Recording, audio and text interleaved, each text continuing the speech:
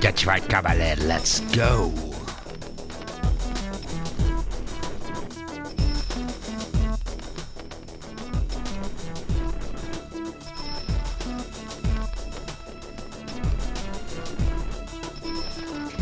I mean, it's about time that we're doing this again, am I right? Oh, I'm wondering who's tuning in because probably today is the hottest day of the year so far. I'm broadcasting once again from the capital of Germany, the city of Berlin, 8 p.m. GMT +2, German Standard Summer Time, and it's freaking hot. It's hot. I'm losing my mind. Guys, get ready. We're starting now.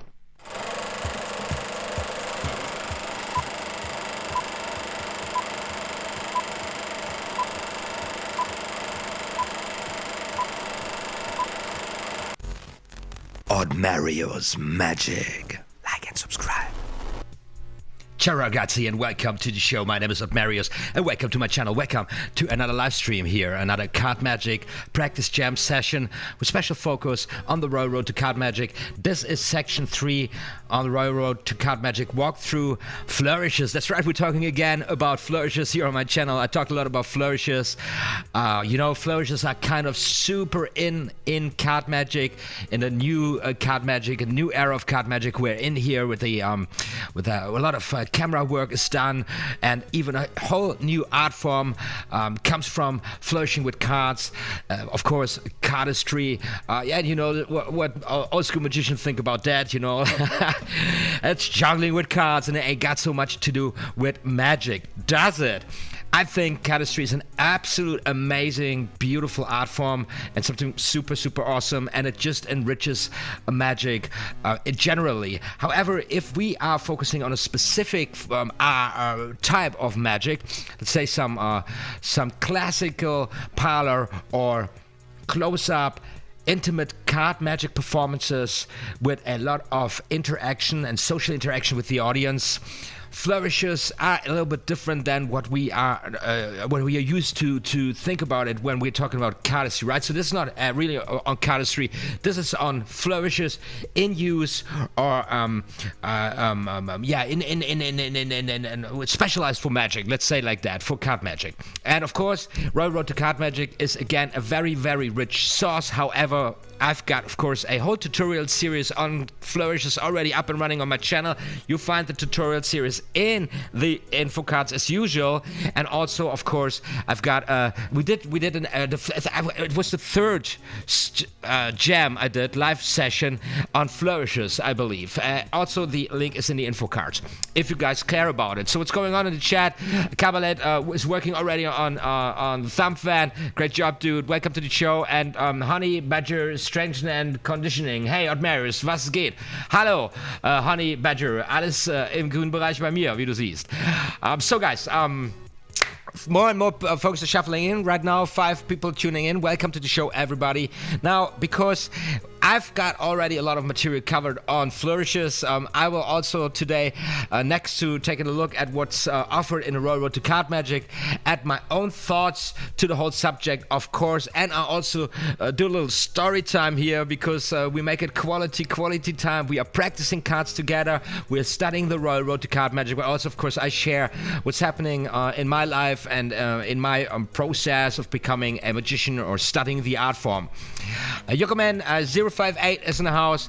Hello, Yokoman. What's up? We're just getting started. Welcome very much. I'm glad you guys tuning in here on this super hot summer day. As you can see, my face all sweaty. My hands are sticky. This is going to be a tough time, but what can you do? Because I'm not a guy using powder or something, you know. I'm just drying my hands with a towel, and then we can get started. Oh my God, it's super hot.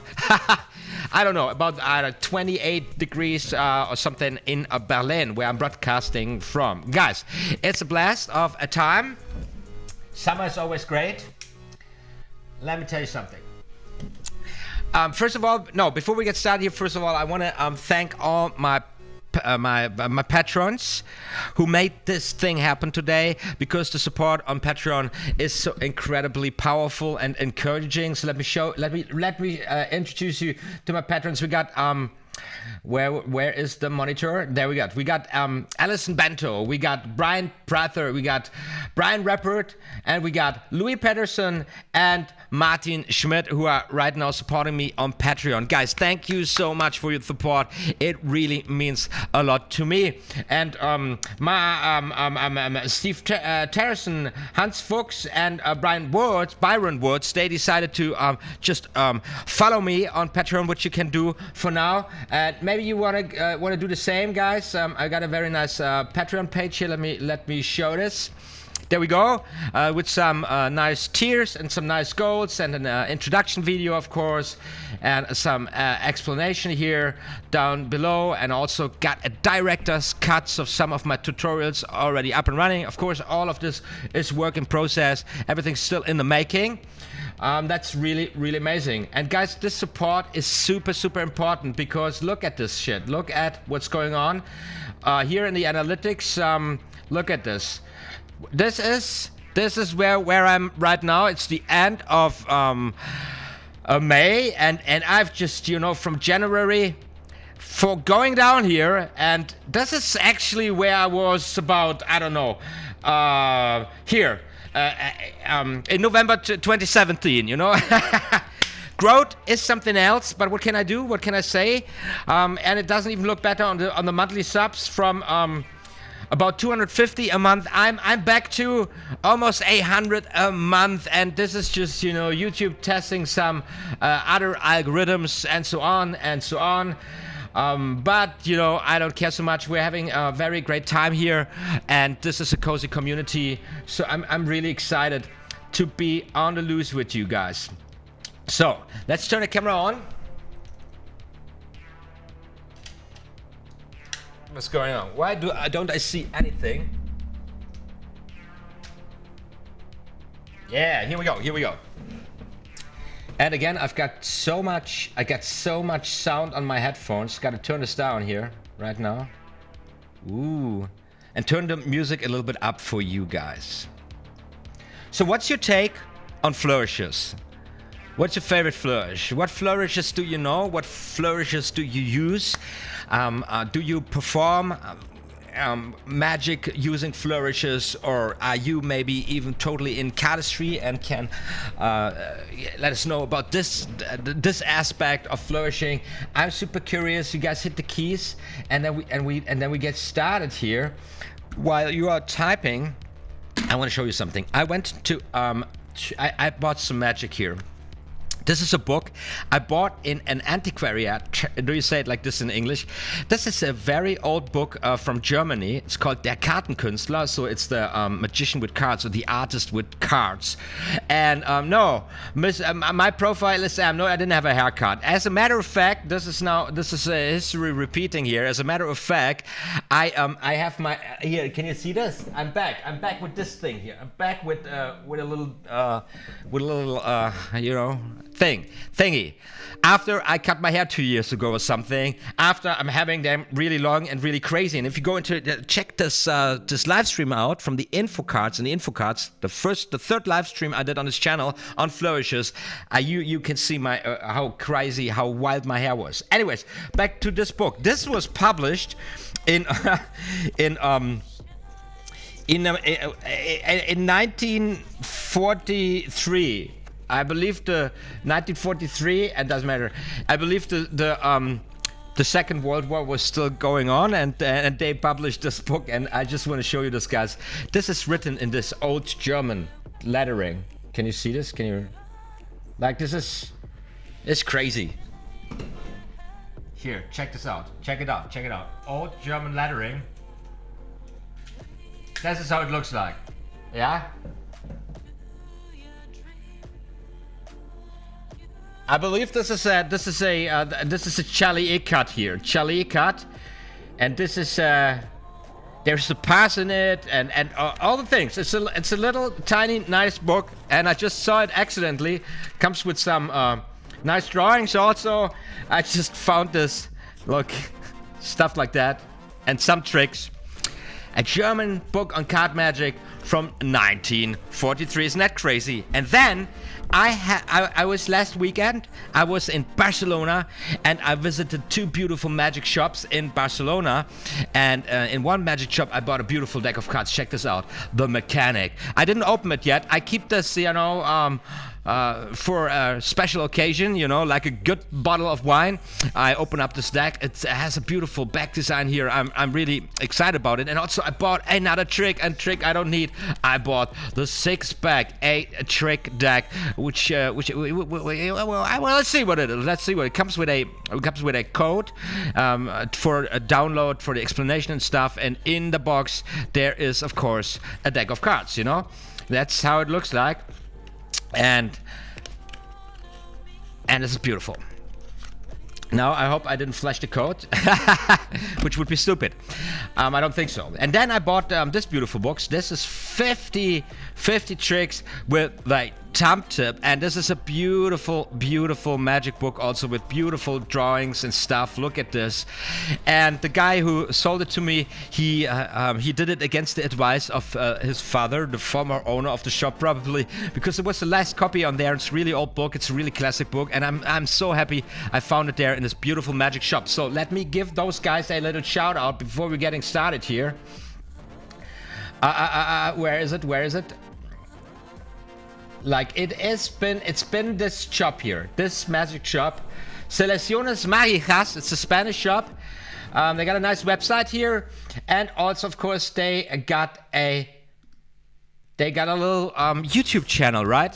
So if you don't mind, if you want to check this out, if you may be watching from Spain, maybe you know the shop. It was very, very, very a nice place, and very kind. I was the guy took a lot of time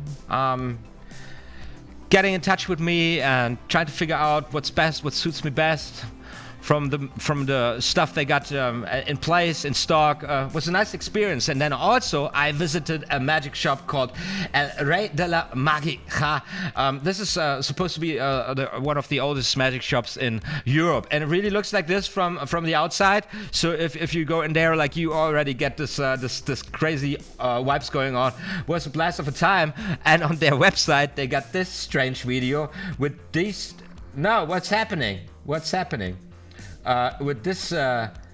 these 2 strange dudes. Check this out. They're standing in front of the shop, and they're kind of wondering, is this a magic shop? What would you get in there? What's going on? It's one of the weirdest promo videos I ever saw. It's from 2010. I love it so much. I had a blast watching it. You know, sometimes you just explore new territory and you find new places, and it's a hell of a great time, you know? So what's going on in the chat, guys? Yeah. So I like flourishes as purposeful parts of a magic trick, like a thumb fan when doing a card to mount, or a top card spring when revealing a card. Right. This is a very reasonable comment. I think so too. Let's go. Let's hit the railroad to card magic. After all this talking here again.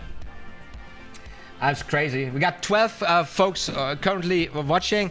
Got the railroad to card magic here. The railroad to card magic. The book of books, the book of every motor room. We are at page 37 already in this walkthrough. Railroad to card magic flourishes. So what we got here? We got this playing the top card for intimate performances, for platform performances.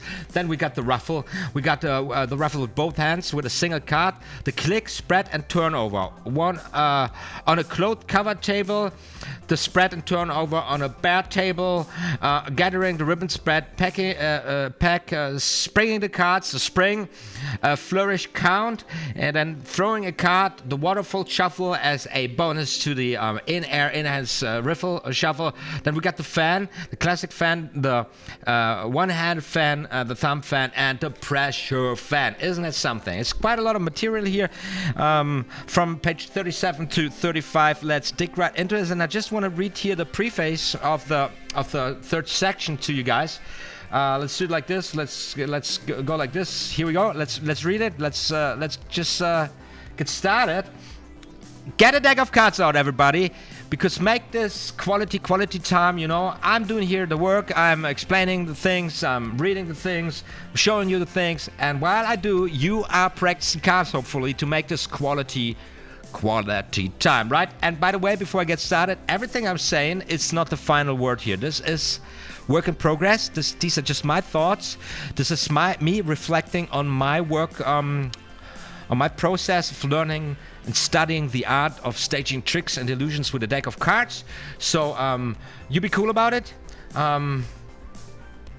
Be sharp, be critical, always make up your own mind, okay? This is really important.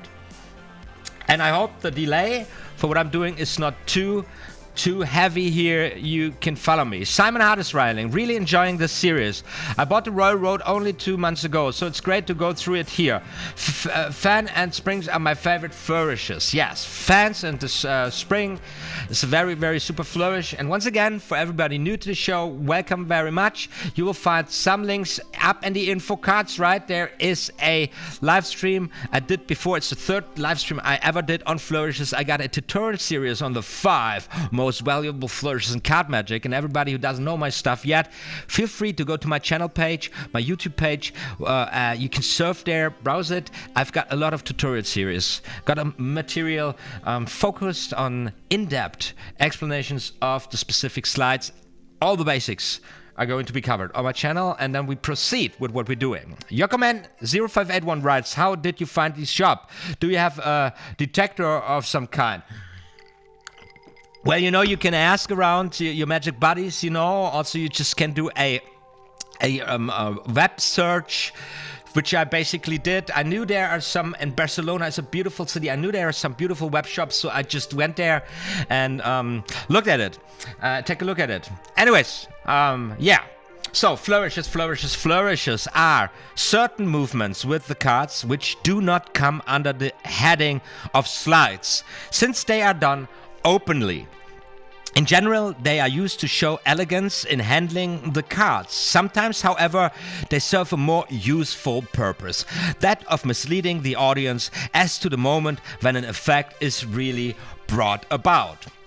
Used in moderation, they are a decided asset to the card conjurer, but when carried to extreme length, they defeat the very object that the magician should always have in mind, namely that the effects he produces are done by magic and not by skill. Ooh.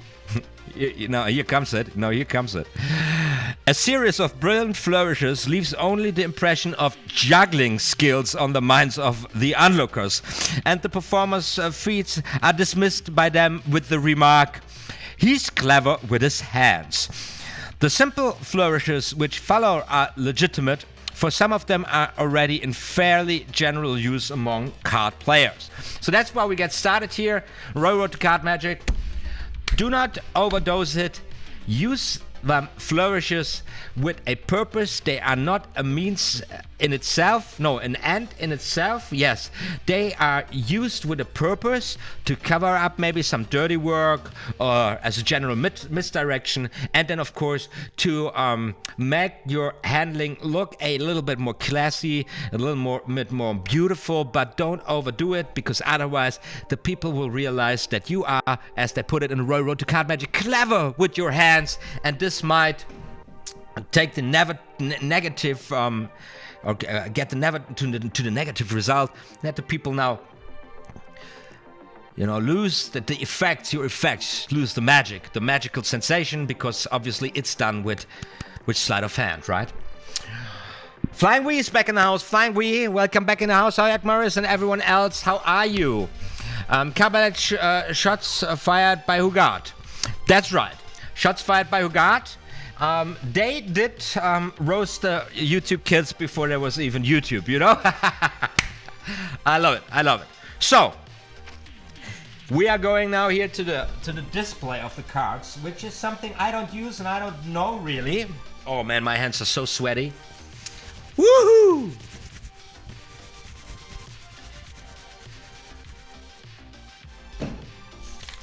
So we have this. And I'm not reading this here. I'm looking at this picture. We have here this whole this whole topic of displaying a card. Displaying a card, right? And there are different little flourishes to make this display of a card a little more interesting for the eye, you know, just turning the card around when you come like this, or snapping the card, different tiny flourishes. And this just, you know, this is just an introduction to kind of a whole theme. And you guys know I've got a tutorial series up and running right now, my favorite card productions that are for example, this is also a very nice card production, this one here, or you can do it this one here, like this card production is also very nice. You find the tutorials on those more stunt like. Also the top shot, this one here, of course, is a very nice card production. You find the tutorials on my channel page, you know. Anyway, so this is an introduction here to the whole theme of displaying a card, and this is I believe the flourish, the first flourish here we learn in the Royal Road to Card Magic. This one, it's not a big deal. It's just basically, you know, pushing the card over, sticking your index here in between, and then coming with your second finger on top, and then just displaying the card. Is it your card? This is your card. This is how it looks like. There's a little image to it. It's the first tiny little flourish, and then they have another one, which I believe is something like this, where you have the card and then you turn it around or something, I believe. So you take the card and you say, how do you do it? You take the card, probably like this. How do they clip it? Like, no. They have it here. Here's the thumb, like this, right? No, like this, and then bang. Okay, something like this. This, I don't know. This turning around motion, yeah. So that it's not so obvious, like bang, this is your card. Something like this, and you can play around with these simple things at the beginning. Displaying a card. That's how we're getting started with flourishes in the Royal Road to Card Magic.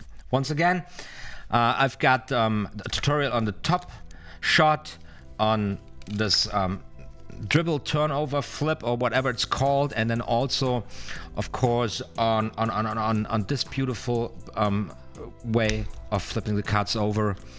There are many ways of doing this, of displaying a card, and this one here is a very easy and simple one. I never practiced this. I never used this. Push the card forward, and bang, something like this. Oh, by the way, now I remember there's also a way of showing the card by pulling it up from the top, but I never used also this. I believe you can also pull a double with it and then do crazy things with it, but I don't know. Did you do you know, guys? You can deal like this. I'm just getting started here. My hands are super sticky. I haven't had a deck of cards in my hands for a couple of days now. I know this deal. Let's give it a try. Come on. Why doesn't it work? It's so sticky. Shooting the cards like this. Yeah, where was it? There's also a way displaying a card. You know, there are many techniques out there. Now I'm practicing this shit here. And it's also always something, you know, of course you can always like, oh, there's another one. There's another one. This is when you have when you give them cards a little bend like this, and then you can make the snapping motion. This clicking sound. Well, this deck is a little too thin here, the aristocrats. I'm working with the aristocrats here right now. But if I take a tally-ho, I should be able to get this clicking sound. Do you hear it? Yeah, there it is. Right. So when you, let me give the microphone here in front and then like down here. So, oh, this is crazy. How do I do this? Usually you bring them out and then you can give them a clicking sound. This is the ruffle, the dribble. There it goes. You see? Do you hear this? And then you display the card, this click, and then you can show it. People like this, stuff like this. Oh man, the cards are so wet, my hands are so sweaty, this is insane. And got this music on my headphones, which is super loud. So there's this clicking thing you can do with the cards also. I just remember as a little flourish. Yeah, there it goes. Clickety click. Yeah, let's do it. That's nice. That's a very nice one. Displaying a card, or of course they here this pirouette, little card pirouette. I also got a tutorial up and running on this one, people of the World Wide Web.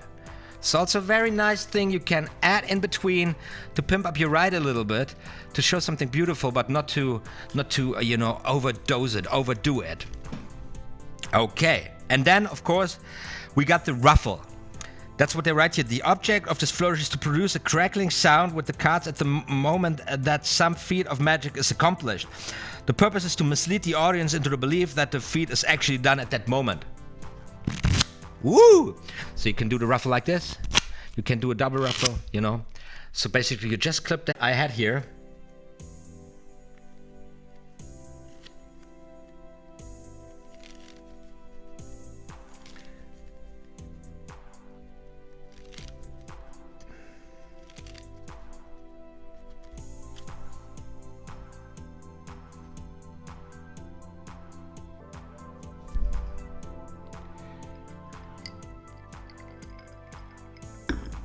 I believe I crashed. Are we back? Are we back? No data? You guys are receiving no data? Why? Everything's nice. Hey! What's going on? Are you guys... Are you seeing me right now? Are you hearing me right now?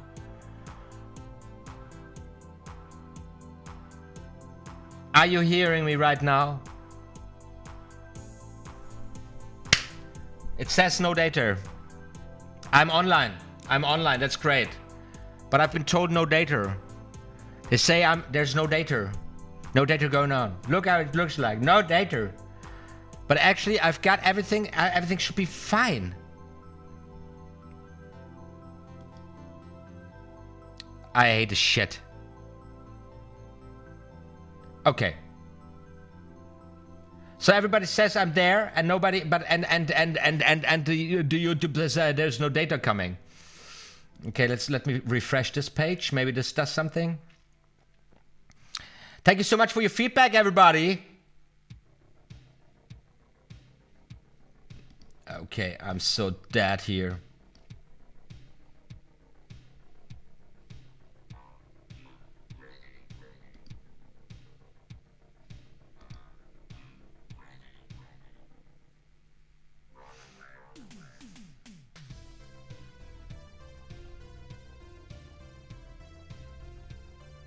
What is happening? I'm sorry, guys. I've got technical issues here, but I seem to be back. I seem to be okay. I gotta go back in the live control room and check out what's happening. Okay, I'm back with you in a second. I hope that wasn't too disturbing. This is live. This happens when it's live. It's really annoying, but what can you do?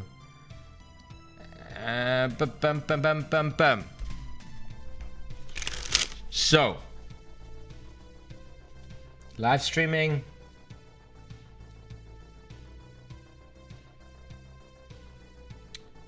Going to events. I'm live now. Going to live control room. Okay, come on, baby. Health is good. So we're back. I'm back. Okay, okay. Thank you so much. Thank you so much, universe. Yokomet says, I think for us you were never gone. You know? This is when you are a god, you know? When you're a god. It's like you're never gone for the people, but you're gone. You got to do a lot of things, you know? Okay, back to the flourishes here. Now I lost viewers.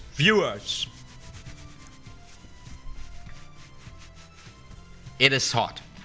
The ruffle. It's a very tiny flourish, which makes a nice sound.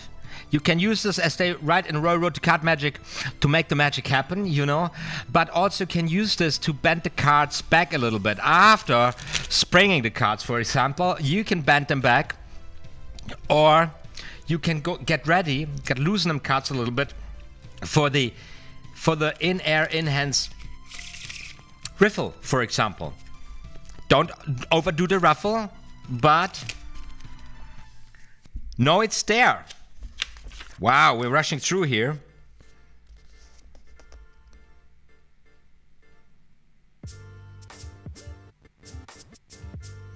I just realized there's also a single-handed ruffle. And it seems that the index finger is ruffling the cards at the outer end, at the long side. Something like this. I've never heard about this, although I read the Road to Card Magic. Something like this. Yeah, you can do it. The one-handed ruffle. Very interesting. By the way, there's a very nice thing using the thumb riffle. This one here. Listen. When you I take the microphone down here. You can rewind the deck. Look.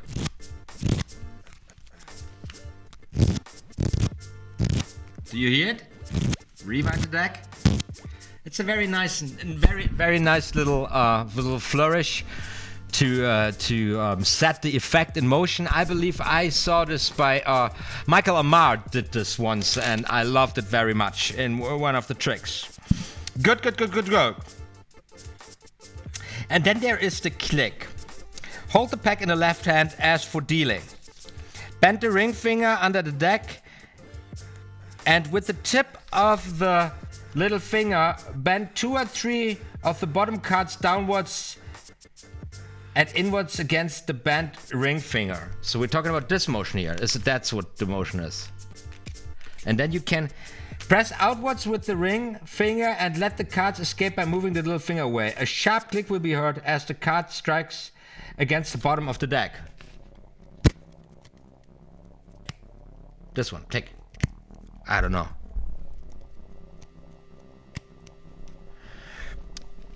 So I would click the cards like this. I would bring them out and give them this click before they're showing them.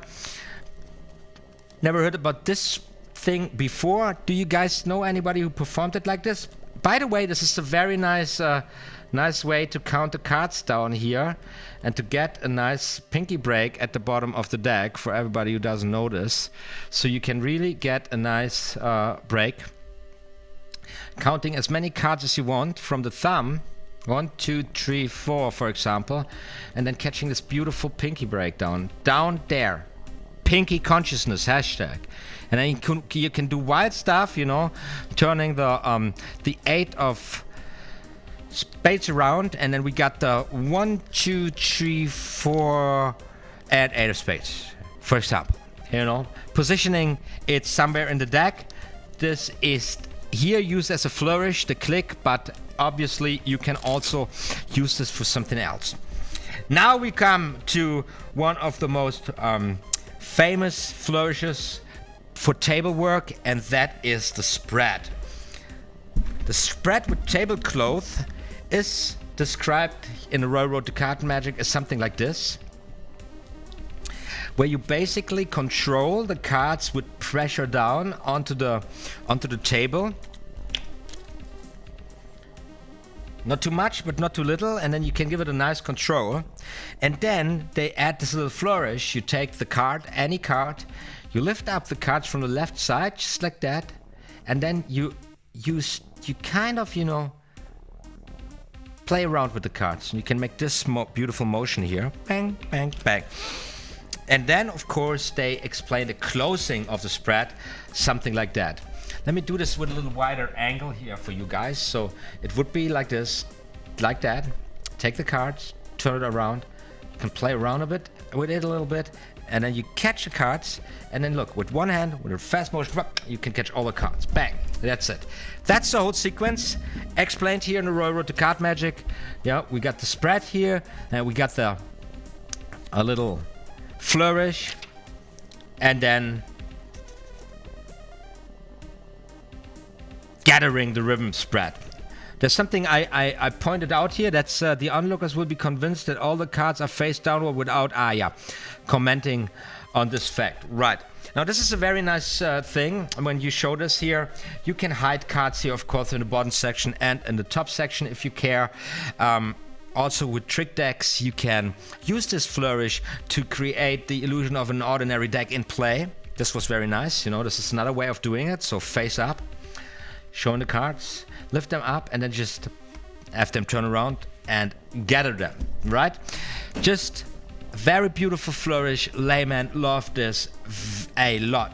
It is probably one of the best received flourishes I know of, next to the spring, of course.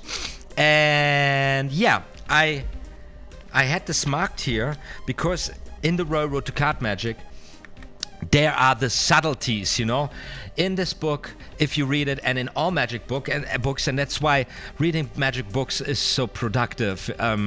Of course, there has been human beings that wrote it, and they had to make up their mind and arrange it. And of course, they write from a certain experience of performing routines and trick designs, and then not necessarily really organized in categories. Somewhere between the lines, so somewhere in between the explanation of a trick, there lies some experience wisdom, you know, some wisdom of performance experience or whatever, and you can find these things in reading books, which is just super important and absolutely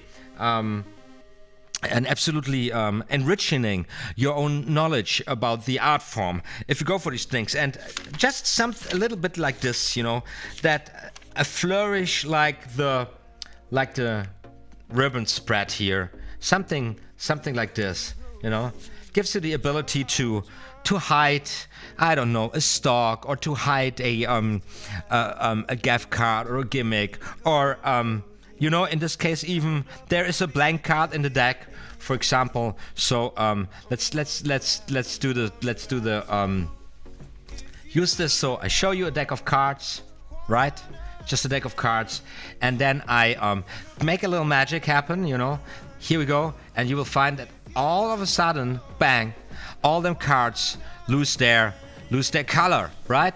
The whole deck goes blank, if I wouldn't be flashing the pips a little bit. And then, of course, I can return the whole motion, bang, by displaying the cards once again, and all the colors come back.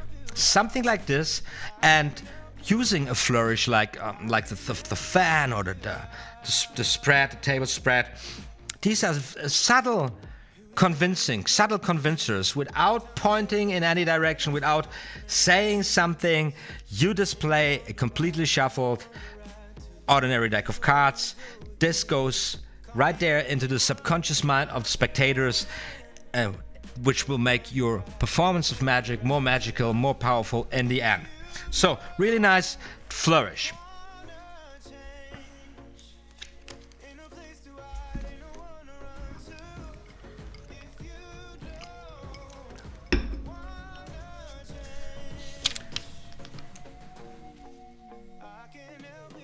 And here's a little bit of history of card magic history.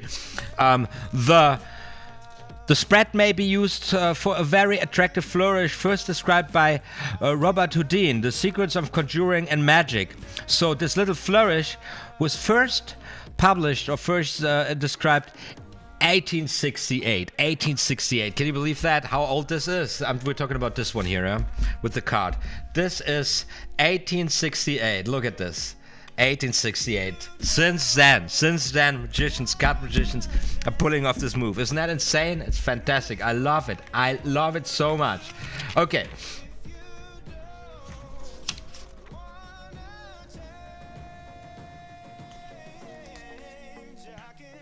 Now, next comes the spring, the mother of all flourishes. Yeah, the spring. What do we say? The distance between the hands, what we say about the spring? This is a favorite flourish with card conjurers, and when well done, the effect is brilliant. With the hands held apart, the cards are made to leap from one to the other. The moves are as follows. Now the moves are described.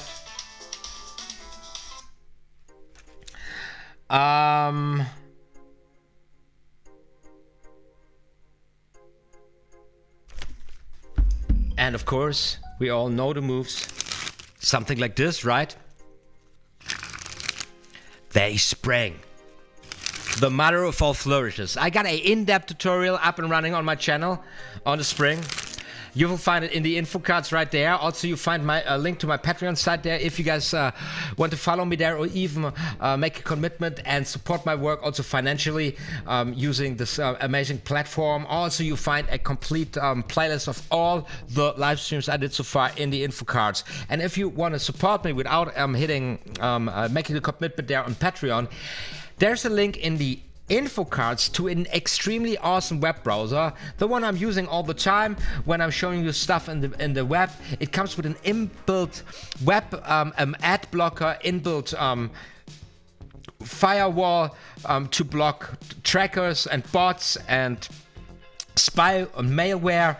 So it's a very private and anonymous and safe and very fast and slick surfing experience. And also this comes with an inbuilt crypto wallet, which enables you, if you want to make the commitment using this system, enables you to tip your content creators automized or manually using a crypto token called basic attention token. I'm using this already. I'm making already money with it, and I'm with this system and with Patreon. I'm making more money, just like $30 or something a month, which is much more than I ever made on YouTube with ad revenue as a small content creator who's really building a very tiny, cozy community to really get things done, to really work on things, and not just to follow every crazy trend that's out there, you know?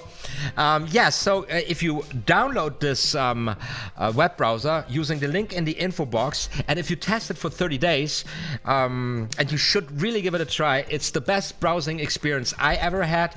And I'm not saying this just because you would support me with this. I really believe this browser is the future of web browsing. If it takes off, if more people get to realize how awesome it is. If you use it for 30 days, I get $5 or something in this cryptocurrency basic attention token, which I automatically then transfer to my favorite content creators, because I just you can make it happen with this web browser. Very great. Little bit about that. So back to the cards. Let me just give you a very, very brief tutorial on the spring. What do you say? I get 8 viewers right now. Guys, what's up? How are you doing? Are you having a great time? Who's with me? Let's check it out. So the spring.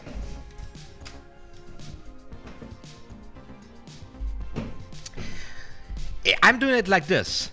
The third finger of the right hand goes to the right outer corner and the thumb to the outer left corner. And I'm bending the cards in this manner. Very important is the position of the thumb.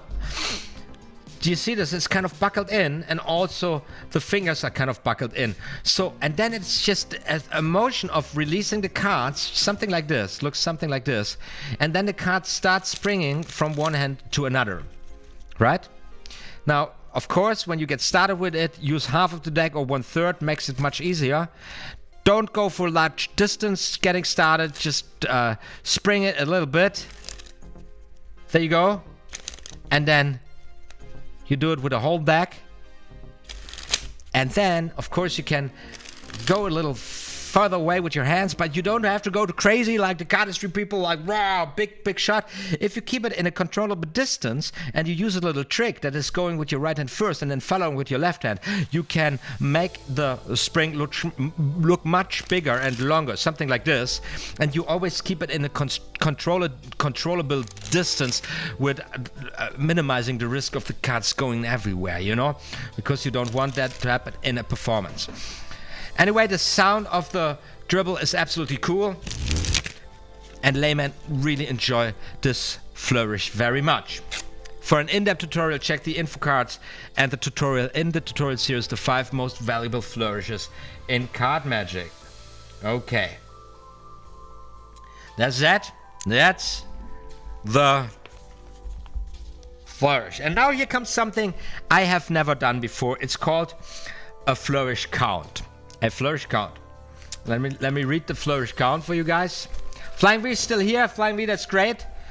Right now we got 2 folks, no, 7 folks watching. Everybody is still with me here at this time. I mean, it's a super hot day. You really mean it. You really want to master card magic, right? So this is here. This is all the kids up outside having a beer, you know, all the losers having a great time. But we're working on our career of magicians, of becoming the best players on the table.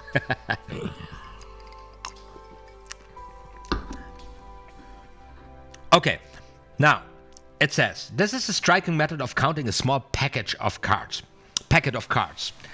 Hold the packet vertically in the left hand between crotch of a thumb and the outermost joint of the middle finger.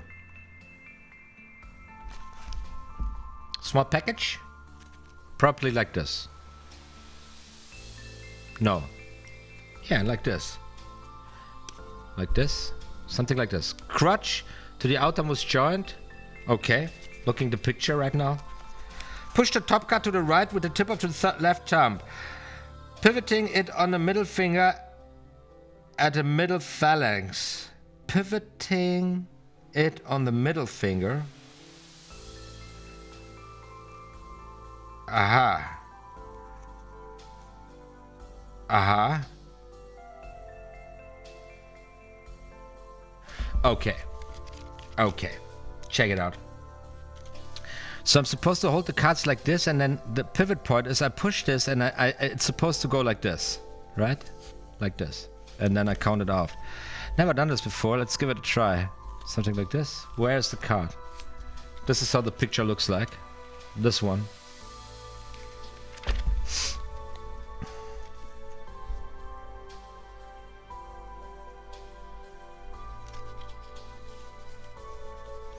Now when you practice magic, okay.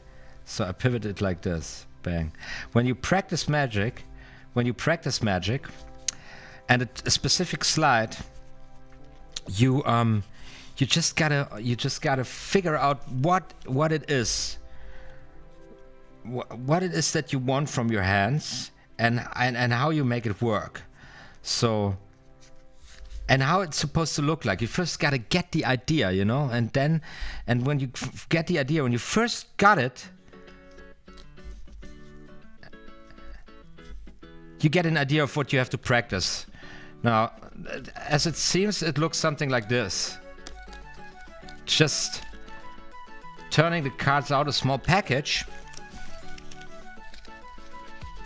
Flourish count. Now, usually, if I don't really get the idea myself, then of course I look it up. Maybe I find someone who performs this already decently, and then I get the idea of what I'm actually aiming at, and it seems like this. So it's just like 1, 2, flourish count. Basically, it's kind of dealing the cards here right now. So I'm on page 46 here with the Royal Road to Card Magic. Right after the spring comes this little motion, this flourish count. 1, 2, 3, 4, 5. Yeah, it looks nice. Yeah, you get it?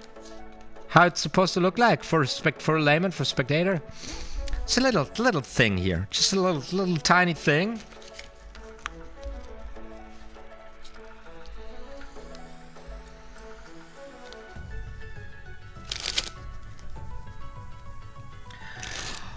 Honey Badger, strength and conditioning, right? Just wait until the kids outside and we play poker. Then we'll see who the losers are. Yeah, we're gonna crash them at the card table, man. So one more time here, this flourish. I don't know. No, probably you can also do this with the whole deck, right? So it's the same grip here. No, it's a little with the whole deck. Can I do this with the whole deck? Right there, pushing my limits. No. Not so much. So, small package here.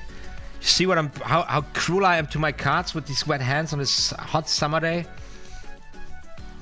So, pivot point. Now they could look. For example, they're right here. Push the top card to the right with the tip of the left thumb, pivoting it on the middle finger at the middle phalanx. So the middle phalanx is this one here of my middle finger. And pivoting means like kind of rotating it around here. So for me, it's not the middle phalanx, it's the last phalanx, definitely, because my hands are too small, you know. Now I'm saying it, but it's okay. I'm getting the idea. But where now this picture doesn't show me, of course, where the index goes, and it just says hold the pecker vertically to the left hand between the crotch of the thumb and the outermost joint of the middle finger. So the index is probably just protruding. Okay, right. Right, that's what I did wrong. So it's I really just clip the cards between the base of the thumb and the outermost joint of the index of the middle finger, and then I just I just push it basically with my thumb to the right. You know, I buckle in my thumb and I push it to the right, and then it just comes out like this: bang, bang, bang. 1, 2, 3, 4, 5. Very nice.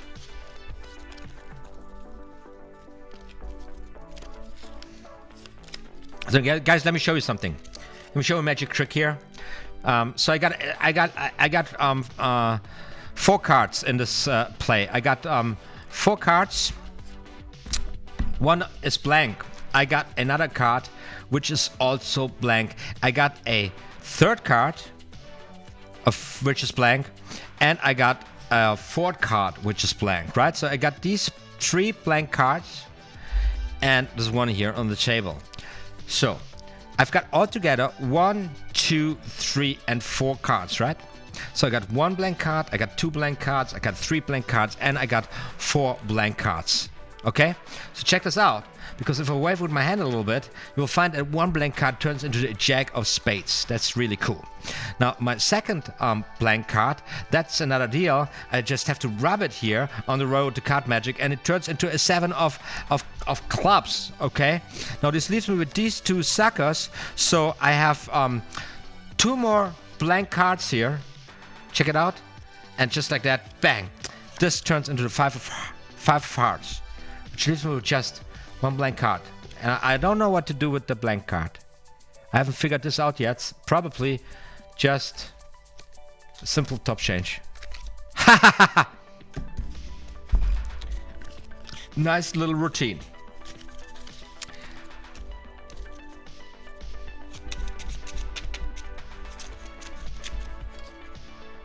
Listen to the music.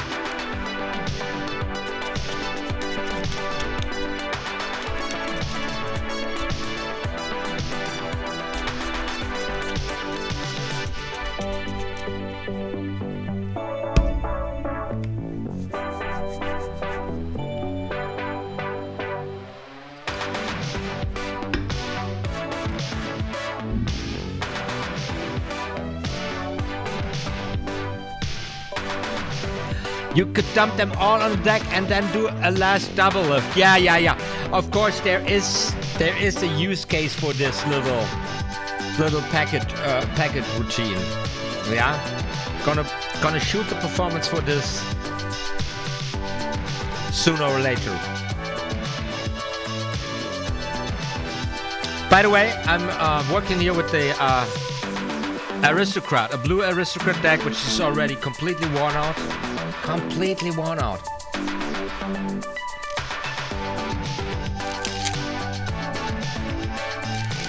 Honey Badger counts. Yeah, I haven't covered counts on my channel at all so far, but maybe at one point in time, right? There are some very great moves out there when it comes to counting cards. Back to the table, back to the Royal Road to Card Magic. And guys, we didn't use this perspective because last time I want to test it. I test it right now. If I do this without showing my face, will more people tune in? Will more people watch what's happening? That's the exciting question here. So right now we have 7 folks watching. We are working here on the Royal Road to Card Magic, and now it's about throwing a card. Okay, guys, there are many different techniques of throwing a card. I just would say, unless you are a you mean serious business and you want to go and throw cards into vegetables like Like who did it? Who did it? Somewhere did it in the 70s. Here, Ricky J. How is it called? Ricky J. Card magician. No. Ricky J. Card magic. Not Ricky J. What's the name of the guy? Yeah, Ricky J.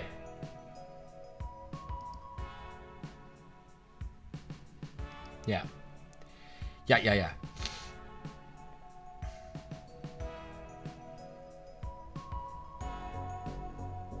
Wow, I just see that there is Ricky J 52 assistants 48 minutes on YouTube.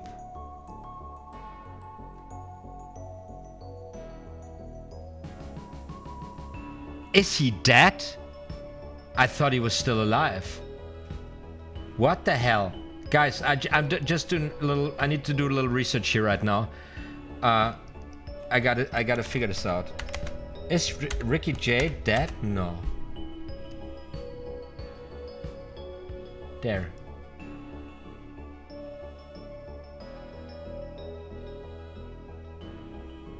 What is this?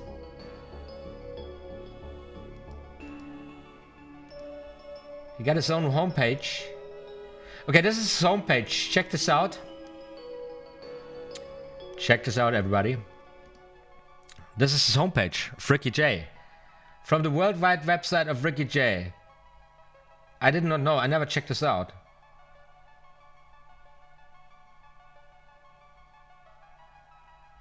Cool. That's cool.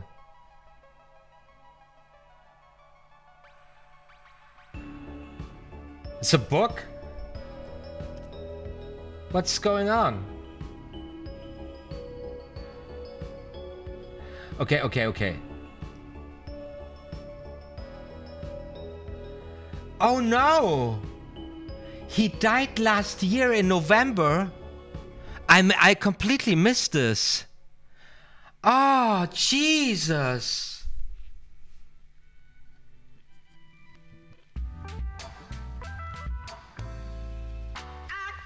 Ah, fuck.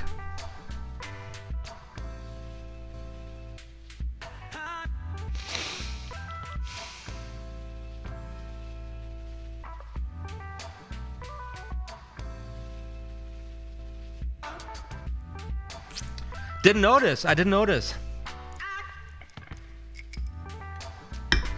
Oh, now I'm in grief.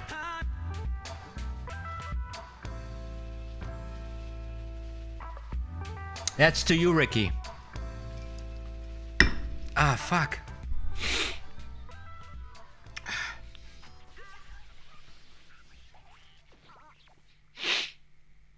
Ah, fuck.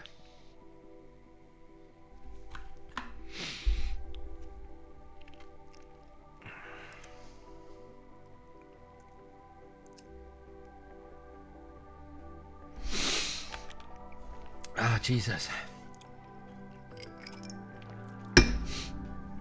Oh, now the camera is overheating.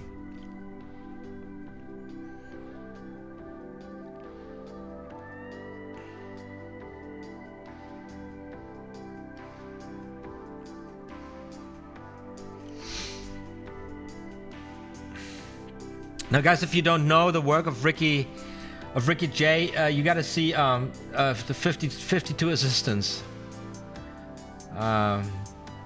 Yeah, he completely rocked the 70s and 80s and 90s also. Some movie performances, he wrote books, so he was a great card man. He was one of the best with playing cards. Yeah. And he also threw them. He threw them on a stage. I remember that also. Great inspiration. Great inspiration. Yeah, and I didn't know he passed away last year. Gotta turn the camera off to cool it down. Didn't know he passed away last year. That's whoo! Ha ha ha! Ah.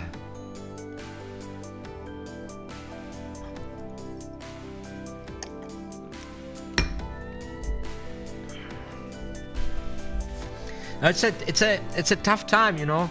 There is legends in show business, in musicians, artists, dancers, magicians, a lot of like extremely legendary performers just are dying. It's just tough time. Because it's sometimes there are these seasons, you know, for entertainment, like the whole revolution of television, you know, television getting at the homes of people, and this open up a door for the performing arts, for magicians and also for musicians, and then the whole stage performance like shifted from the 60s to the 80s like crazy, like it became big spectacular stage illusion stuff, and it brought up folks like David Copperfield, and put the art form, for example with David Copperfield and stage magic, to a complete new level. And Ricky Jay was a kind of in-between guy. Did a lot of parlor work, and this parlor show 52 Assistants was a very classical show, very sophisticated show, and he kind of elaborated the art and made it famous on TV shows, late night hosts and stuff. Did great things. Classical card magic.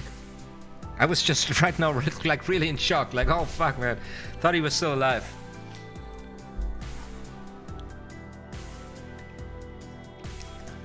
Anyways, that's life. It's life. Yeah, throwing cards. So, throwing cards. The card throw that I would recommend is something you can combine with the pirouette, card pirouette, because if you perform the pirouette and you toss it a little bit, you can have the card kind of, you know, boomerang back to you, and this is something really flashy. It's something really nice, and in combination with a top change, for example. So you have a 4 of diamonds in your hands, and then you throw it, and it's a different card. This is kind of really nice, you know, the boomerang card.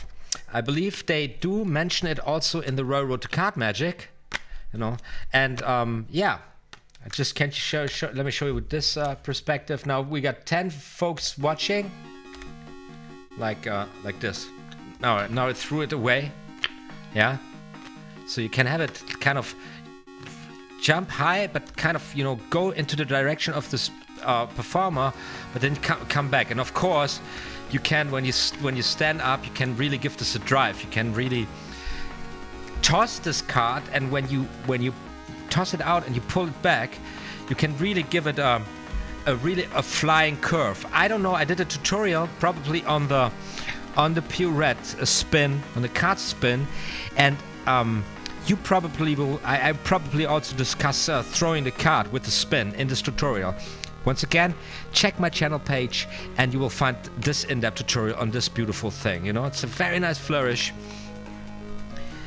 Instead of, you know, just like really throwing the card away. And now I'm throwing my aristocrats through the room here, yeah. So that's also a very nice thing to do. Now, next thing we learn in the Royal Road to Card Magic, and I've got to change the cards here because now these cards are just also sweated down. I go to the squeezers here, new deck of cards with this back design. It is the Waterful Flourish. Ah, nice. After shuffling the cards, oh man, what's going on here? After shuffling the cards, the Waterful Flourish, this beautiful flourish, right? That's the next thing that comes up in the Royal Road to Card Magic. Alright? Let me give you a very tiny tutorial on this. Turning the camera on here. Because of course, On my tutorial on the in-hand riffle, this I include the bridge flourish. When you are a bloody beginner, it really is okay if you just put the cards together like this. Not to, you know, overbend or ruin the cards, but as soon as you kind of mastered this interlacing of the cards in your hands, this flourish is very, very simple. So you bring your thumbs upon the area where the cards interlace. You get them clipped just naturally in the grip. You need to hold them for interlacing them, right? Now you bend the cards, you stretch out your inner fingers, you stretch out your outer fingers, and you come into this position. And now you just release pressure to the right and to the left, and then the cards start falling down in this beautiful flourishing motion. That's fantastic. That's the waterfall flourish here in the Road to Card Magic for the in-air riffle shuffle. Once again, for an in-depth tutorial on this move, go to my channel page and find this in, I believe, the tutorial series Shuffle Like a Pro, right?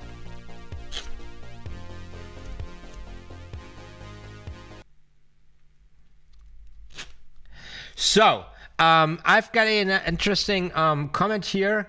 Richard Turner refuses to shake hands with people because he doesn't want their sweaty palms to impact his card handling. Your experience why he's 100% right. Lord. Well, I don't know. I don't know if I would go so far. I'm usually okay.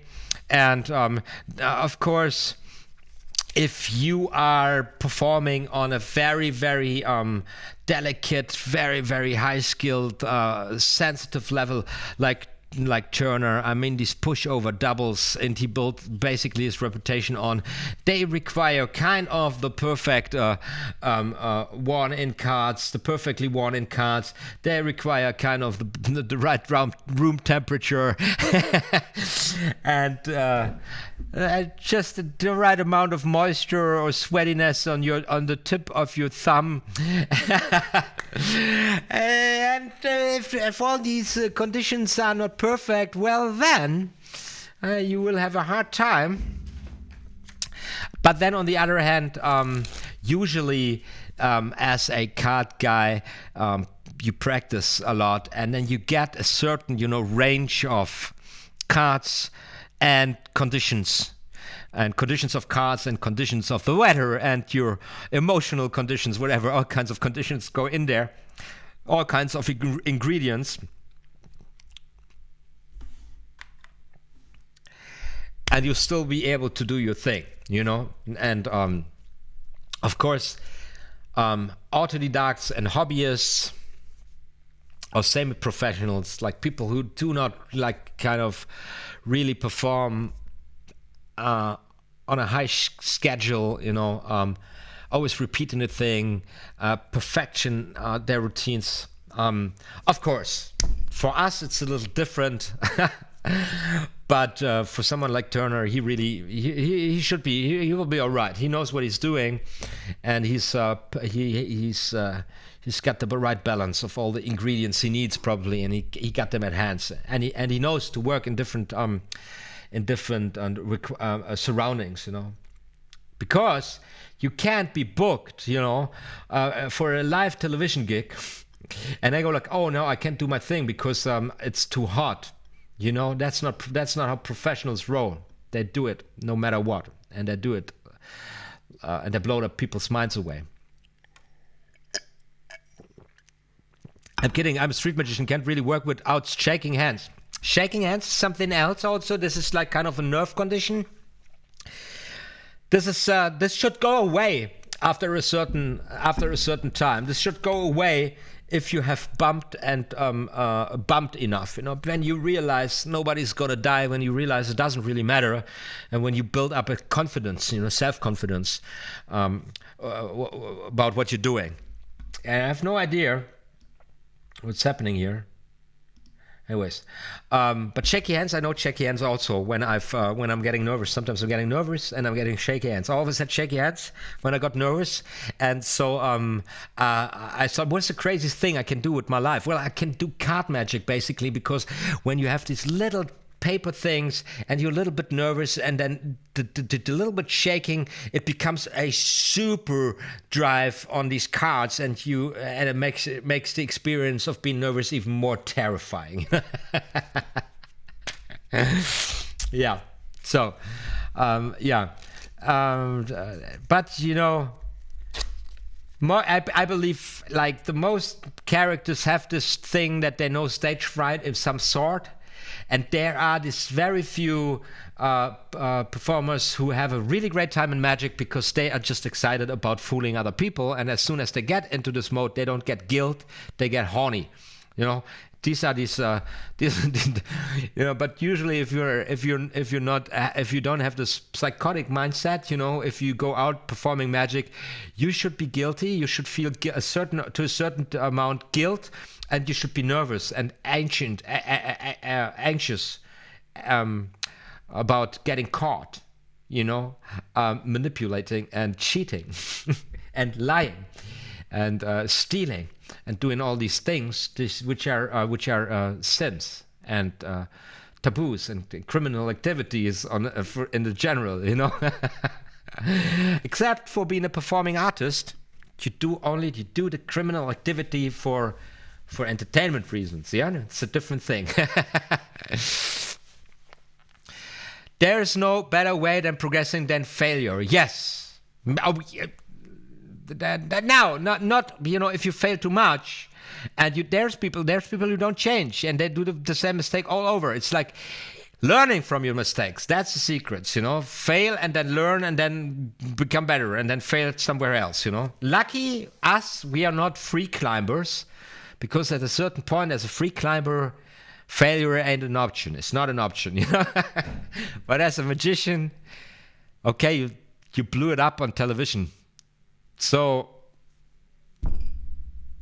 give it a year and then you can go back to Japan. Everybody forgot about you, you know. There's this beautiful footage about the masked magician who blows up this super simple beginner card trick, the poker player's pickness, the masked magician, you know, the guy who made his living with exposing the magic secrets. Yeah, you know the guy. He blew it up on Asian television with the poker player picnic. And this is kind of, you deserve it, motherfucker. But what does he care? He wears a mask anyway, so fuck them, probably he's thinking. When I saw it, I had a great time. I laughed real hard. But honestly, guys, if it wasn't for the internet, nobody knows. Nobody would have known. And like probably those people in the morning television in Japan, or where it was in China, or in morning, some Japanese morning television, like some old ladies in Japan at 12 o'clock, like watching this magician. Do they care? No, they don't care. They're cooking their meal. They're watching this stuff. Somebody doing this. That's a television gig. Nobody cares.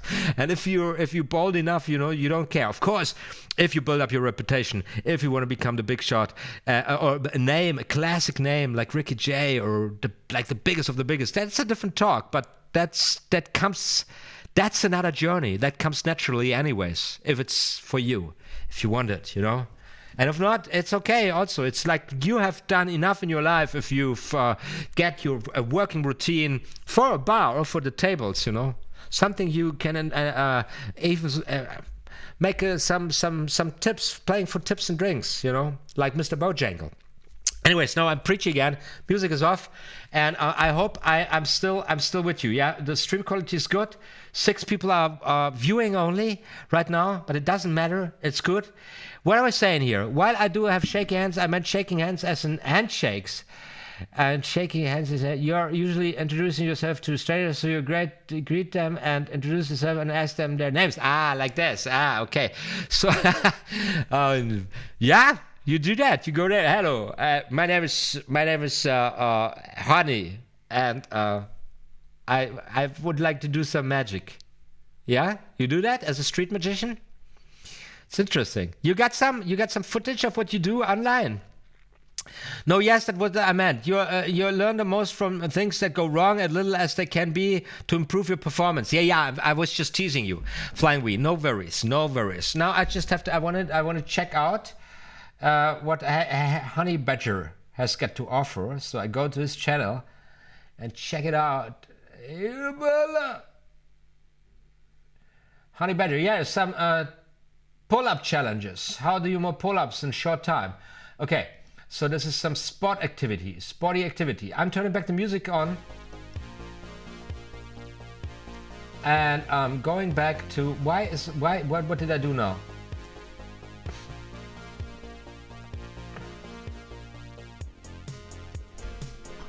Is everybody watching having a great time? We're not, I'm not so, I'm really exhausted because of the heat.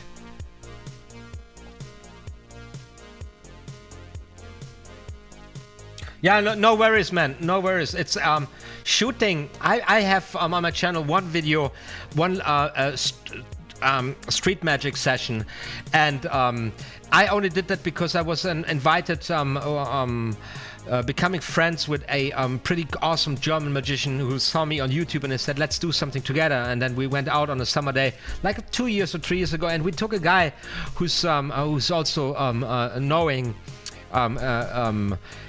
theater and sound and camera works, and he would do the camera.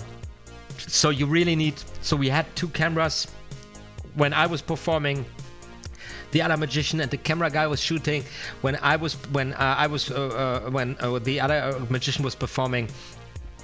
I would be shooting also. So you need like to cover material, and it's a whole different thing. And shooting street magic is not easy. It's you need somebody who knows magic, who knows about magic, knows about camera. You need some equipment. So don't like it's a whole skill set on its own.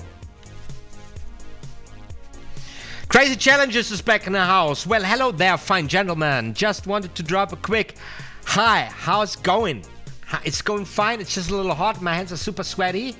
And we got a very, very polite street magician in the house, Honey Badger, who just shakes their hands with everybody.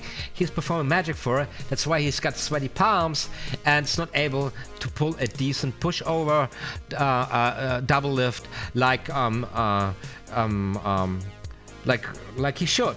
You know, that's where we're at. And also I'm like kind of in a shock because I just realized that Ricky Jay just died in November last year, which I completely I missed that. Now I realized that, and I'm kind of, you know, in a shock right now. I've experienced this. Had a moment where I had to, you know, suppress my tears because I don't cry in public. So. So.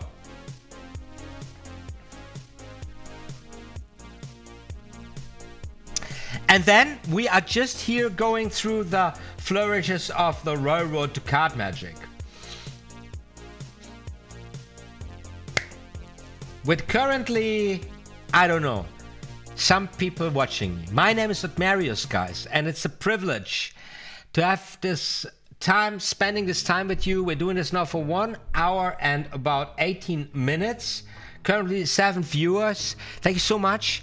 It's a blessing of a time.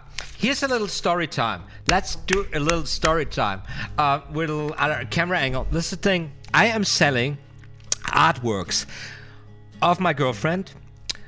With a little company I run with my girlfriend together. It's beautiful tile murals, yeah. Tiles as you can use as coasters, tiles you can hang on your wall with a kind of hanging system.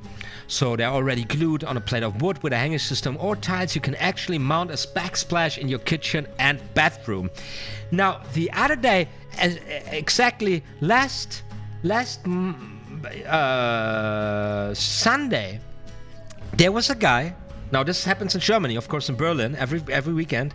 There was a guy purchasing a mural, a tile mural, and asking me if I had a brother, a twin, who's doing magic.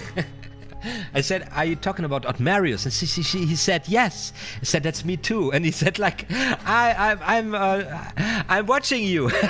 I'm learning magic with your tutorials and with your live stream." It was so funny. And he wouldn't recognize me at first because, of course, I'm not in character here. And OTHMARIUS, although it's really close to my normal persona, but still, let's say, kind of a stage character, OTHMARIUS wasn't there. And also, of course, I was speaking in German. Because as OTHMARIUS, I'm usually doing my stuff in English, and so he wouldn't really recognize me at first, which was funny, which I thought was really funny. So we had a little chat about magic and how it is to be a magician and to study magic and stuff, which was really beautiful. And it was really crazy, out of context, because I'm there on the market, you know, I'm selling art of my girlfriend, time murals, so a different context, a different aspect of my life, and then, you know, getting a YouTuber, a subscriber in persona, you know, standing there with his bicycle and his wife and chatting. It was a great experience. It was a blast of a time. That was super. Yeah. So Crazy Challenges now joins the conversation on sweaty palms. Look here. My palms are super sweaty from a genetic condition. I can do tiny plunger with my hands and card barely last, but nothing a little practice can beat. Saying flying V, I agree 100%. Every stumble block is an opportunity to improve. Okay, guys. Oh, wow. I heard it's a great feeling to get recognized and a wonderful milestone. Good work. Good work. Awesome, awesome, awesome. You guys are interacting with each other. You are responding to my things. We got a thing going on here. Now I've talked enough. Told you story. Story time's over, kiddos. If your cards are wet, take another deck out. You know, dry your hands. You don't need necessarily using powder. You know, just dry your hands once in a while, and then let's get back. Let's go get back to the card table. Oh, camera's overheating again. That's insane. That's bullshit. That's bullshit. That is bullshit. Okay, okay. No signal. Camera's overheating. Let's read something. Let's go here to the fans. Okay, now it's fan time. Let's talk about fans here. You can see this here. Roy Road to Card Magic. Oh no, this is the flourish. Where is it? Just like this. We're going to the fans. I found a mistake. Now this is the classic fan described here in this on page 49, but it displays the thumb fan. Okay, there's a difference between the classic fan and the thumb fan. I will talk about this right now. Let's go into fanning, and then we got the one-handed fan. I'm going to show you the one-handed fan also. No. One-handed fan, and then the pressure fan, of course. And I'm quite honest with you guys, I don't do the pressure fan. I don't know the pressure fan so well.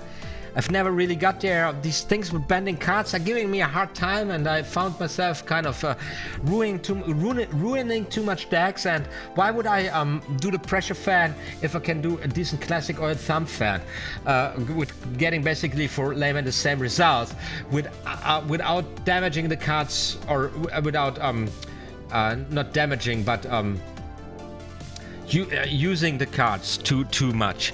Although, and we all noticed from this beautiful compilation videos we got today, you know, that a pressure fan looks really smooth and really nicely. And it's been said that with a pressure fan you can fan cards evenly, although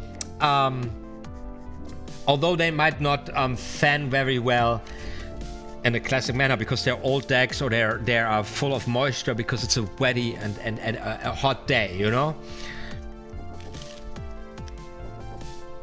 Zach Magic is back in the house. Hi Zach, awesome that you're in there, that you're tuning in here. Now, of course, I know the pressure fan, you bend pressure and then you bend the cards here. The problem I have with the pressure fan is always this, and I never really, because that's how I roll, you know, I never really. Maybe I will want to do a compilation video, you know, like kind of an advertisement video on OTHMARIUS Magic, and then you got those things. I will get the thumb fan to get this also in slow motion and stuff. But with the pressure fan at this point, I come here at this point where where I block my both hands, and I haven't figured it out yet, quite honestly. Like and there was there's so many things on my list so that I wouldn't just get there. So I'm just coming to this point, and then I need to get my thumb out here in the back, and then keep keeping this motion going. And I don't know what it is, why I'm not satisfied. Yeah, no, I got it. This is me. I'm a perfectionist. Performing kind of a pressure fan, but not being satisfied with it. So got the pressure here, bang, there you go, something like this. Now, the pressure fan. There's also this really nice thing, I never make this happen now with the cards, where you have the cards, jump back when you have this fanning thing, and then they just jump back like this. Oh man, I can't do it with this deck, it's really too wet. Let's give it a try. You know this move. I've seen this, and every card guy who's got some promo video got this motion. Where the cards, and it's slow, really close, beautiful, beautiful. Same thing like the Les Paul spread. Just gives me a hard time, and I don't really find it useful. That's it. Guys, I'm taking a very short break washing my hands because it's just too sticky, everything. Right now, and then we talk a little bit about fanning cards. You warm yourself up, get a deck of cards out, make this quality time. My name is OTHMARIUS. I'm super excited, I'm super hyped. You are tuning in, washing my hands for a short moment. So I'm going to hit you with the trailer, and then I'll be back, okay? OTHMARIUS Magic. Like and subscribe.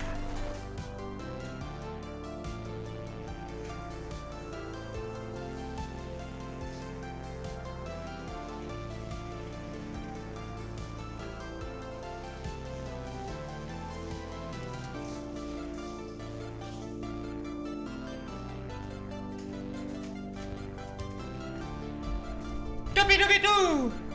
What the hell? What the hell? Did I just have you watch 30 seconds a black screen? That's so sick. Sicko.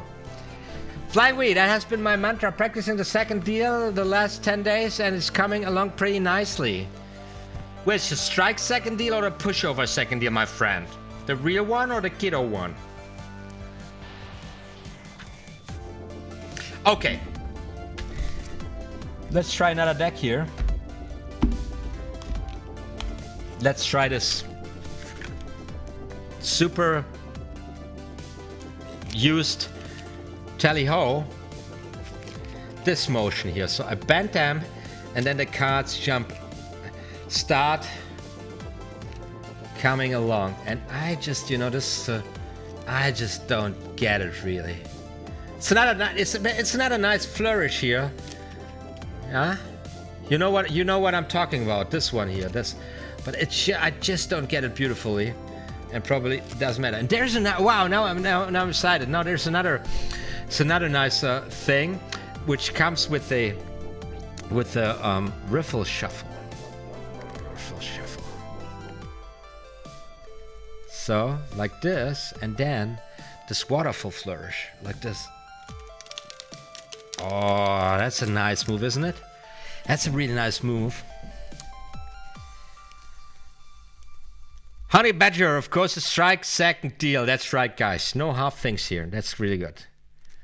Yeah. Practicing this for years now, and I never got to serious results. And there's also this thing, I believe a kid came up with the idea to do it like this. So usually they should fall down like this and transfer into this position. It's also very nice. And then now they're falling onto the table here. That's not how it's supposed to be. I'm just improvising because my my camera is overheating. It's so hot. Usually, it's not happening so early in the stream. Already cuts are everywhere. Cuts are everywhere. So this is also a very nice I mean the cascade, right? The cascade. Very nice. Very nice way of shuffling cards and flourishing at the same time. Doesn't work with this deck. Something like this. Camera. Bang, bang, bang, bang, bang, bang, bang, bang. It looks beautiful. It's just beautiful. Never really got this into my repertoire. I believe Matthew Foran turned this into kind of a signature move. You know, he's pulling it off all the time. Yeah, it's not the cascade. In the Royal Road to Card Magic, the waterfall flourish, it's this one, right? I don't know. Now also this deck becomes super sticky. Everything is annoying me right now. It's disgusting. I'm disgusted. Blah! So, let's take a beast. Pretty new beast for the flourish. So, classic fan, like this. Boom. That's a classic fan. One more time. I do this in the right hand. And I believe in the Royal Road it's also explained in the right hand. This is a classic fan. And then of course there is the thumb fan, which I usually do in my left hand. So this would be this one here. That's a thumb fan. See the difference, right? Classic. One more time. I'm showing this now. It's classic. And this is the thumb fan. Right? And then, of course, there is the backhand fan, which I like in a position like this. When I perform like straight, the camera is right there in front of me. So I would perform it like this. A fan like this. Let me show you. Bang. Like there. There you go. That's a fan. Also here, just the same thing we talked about with the table spread. The table spread, that you can hide cards in here, you know, and that you can subconsciously present a completely shuffled deck, even if you are working with a stock, even if you are working with gimmick cards in the deck, or if you hide something here, you know. It's very, very powerful, very subtle, very in between. By the way, I forgot about it. There's also a pretty dope technique of the table riffle, which I used in my contest-winning trick Santa's Card 2012. I won the Christmas contest by Mismake 822, and there I used a variation of the table riffle, which is explained here. Let me show you this picture. There it is. There it is in the Royal Road to Card Magic. There it is. And what they got with the fingers always, don't have this finger spread. So when you don't have a how you say this, something fluffy, but a blank table. So not a cloth covered table, but the blank table, you will find an operation like this a little bit difficult. So bend the cards like for the dribble basically, and then you basically dribbling the cards onto the table, something like this. Would look like this. So now you can use the spread on a table. Just I missed that a few seconds ago. So just to have said this. So here's a mistake in the Royal Road to Card Magic. See, this is definitely the thumb fan.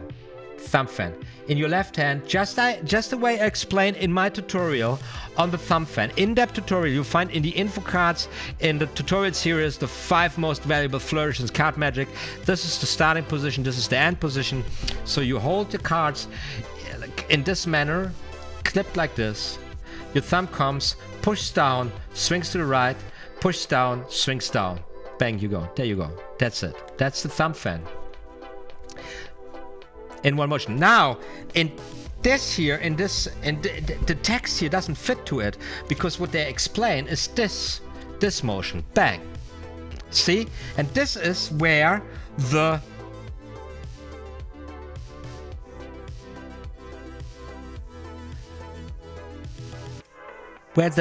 bottom card is the last to be fanned. And that's the different notion between the thumb fan, where the last card to be fanned is the top card, And in the classic fan, where it comes from the downside, the last card to be fanned is the bottom card. So when you now alternate, and you see there is a different feel to the whole fan, and also when you work with directions here, you will find that it's a different feel. Overall, I have the feeling that the classic fan is more open, is more wide, just displaced. You see this? Look, it looks more wide, more open than the thumb fan. Right. By the way, the cringiest move in card magic, pick any card, this one, pick this one, any card. Also got a tutorial, made a tutorial on the cringiest move in card magic. Feel free to pick any card, any card, come on, be intuitive. Thumb fan. And then there is the backhand fan. So basically, you hold the deck in a mechanic's grip, respectively what I call a magician's grip, so you can stretch out your third and fourth fingers. Now your thumb reaches underneath, and then you clip the cards between thumb and third finger at the lower short side, and then you can fan the cards from the downside, and then they create this situation. It's a backhand fan. It's from the display of the cards, very close to the thumb fan. Looks also like this, but however with the backhand. Now keep all your hands here together to make this look really nice and shiny. This is something I like to use when I'm use a table situation. I got the cards there under control. So once again, we got the classic fan, and we got the thumb fan, which I'm doing with the index here. But with the thumb, it looks like this. Also, this I'm explaining in detail in my tutorial on the thumb fan in the info cards. And then we got the backhand fan. Boom. And we got the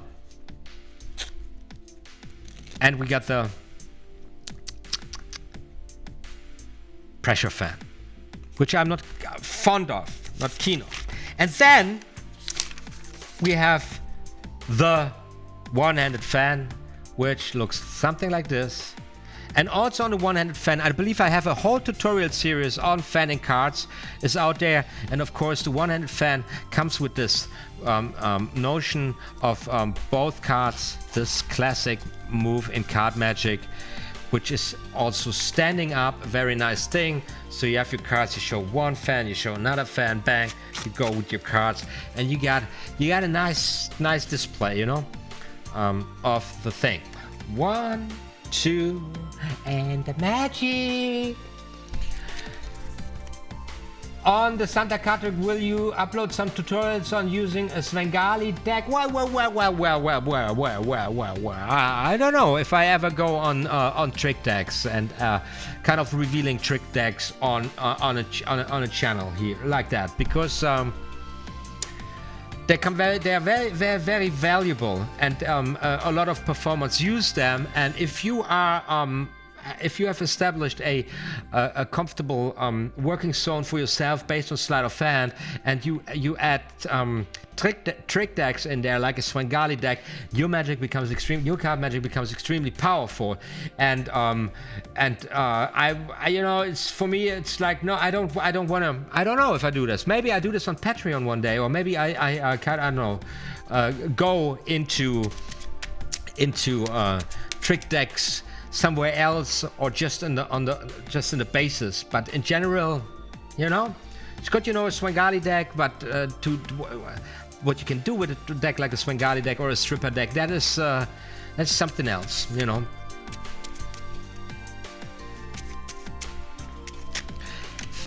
Trinity is in the house. Trinity, awesome you're tuning in. Yes, I do my thumb fan the same as you with my forefinger. Just bought me some B cards from Florida when I was on vacation. Very nice, very nice. I bought me these in Barcelona when I was on vacation. The mechanic. I hope they're good. I didn't open them yet. Yes, and the coins, these are the $half. Very normal $half. I think so, at least. Yeah. And then I have the dollar and I tossed it away. Oh, where's the dollar? I have no idea where the dollar is. somewhere gone, somewhere lost. Okay, pressure fan. And so for the thumb fan, also I got a tutorial for the one-handed fan. I got a tutorial up and running on my channel. Again, you will find all the tutorials on my channel page on YouTube to organize a tutorial series, or go there from the info cards. You will find the tutorial series on the 5 more valuable flourishes. I believe you have to look for this flourish. So you got to get into this position here, yeah, into this grip, with the thumb at the back of the cards, and then you push the cards so that they are clipped between thumb and second and third finger, and then it is the index and the pinky, they're supporting fingers, and then you just fan the cards out. And it's basically this motion. I'm sorry guys, this motion with the thumb you move up, and with the fingers you move in. So like this, like as you would snap, but you go past all the fingers, and the cards, they should behave like that. The one-handed fan, classic moving card magic. You basically can't get past it. And I'm using this for the topsy-turvy cards. So we have the following situation. How does the topsy-turvy cards work? So we have the following. We have a spectator say, stop me at any point in the deck. Stop right there, right? So, and then you would stop me at any card, random card, 10 of clubs here. However, this is not about the 10 of clubs. This is about all the cards, and that's what I do, all the cards. Because now I place them, all them cards, face up on the back of my hand, right? And now I take the other half of the deck and I place it face up, which now brings me to the situation that no matter how many times I turn the cards around, it's always half of the deck face up and half of the deck face down. So that if I take now one of those cards out of the portion where they face up, and if I add a little magical sensation to it, yeah, you will find that all them cards reset themselves. All them cards are just face down again. Ooh! Topsy-turvy card, first trick in a book, and I'm just doing this.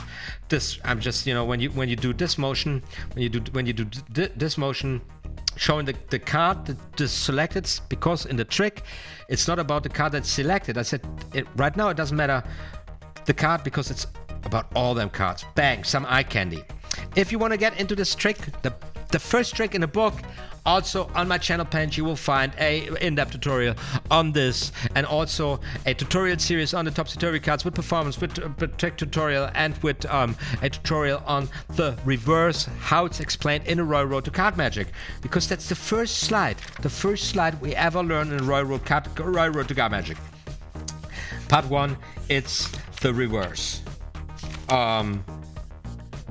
No. We first, of course, learned some shuffling techniques, but then in the first trick, when it comes to topsy-turvy cards, there we go. Topsy-turvy cards. There we are. And then there we learn the reverse, and then we learn this thing I showed you. And I just, because I studied the Royal Road to Card Magic, I thought that's a nice moment just to add the one-handed fan. What do you say? And this is how you can spice up your performances with even simpler trick. Just, you know, add a little bit finesse to it. But as we learned at the beginning of this chapter, section 3 of the Royal Road to Card Magic, don't overdo it, otherwise the people start realizing how skillful you are with cards actually, which will make the magical sensation suffer, at least for the spectators. Of course, if you want to play it out like a card sharp, like a gambler type of magician, or if you just, you know, live in an environment because you're a pupil, you're a teenager, and you live in this show-off world where everybody got to show the latest skills, and you know, a very competitive group dynamic.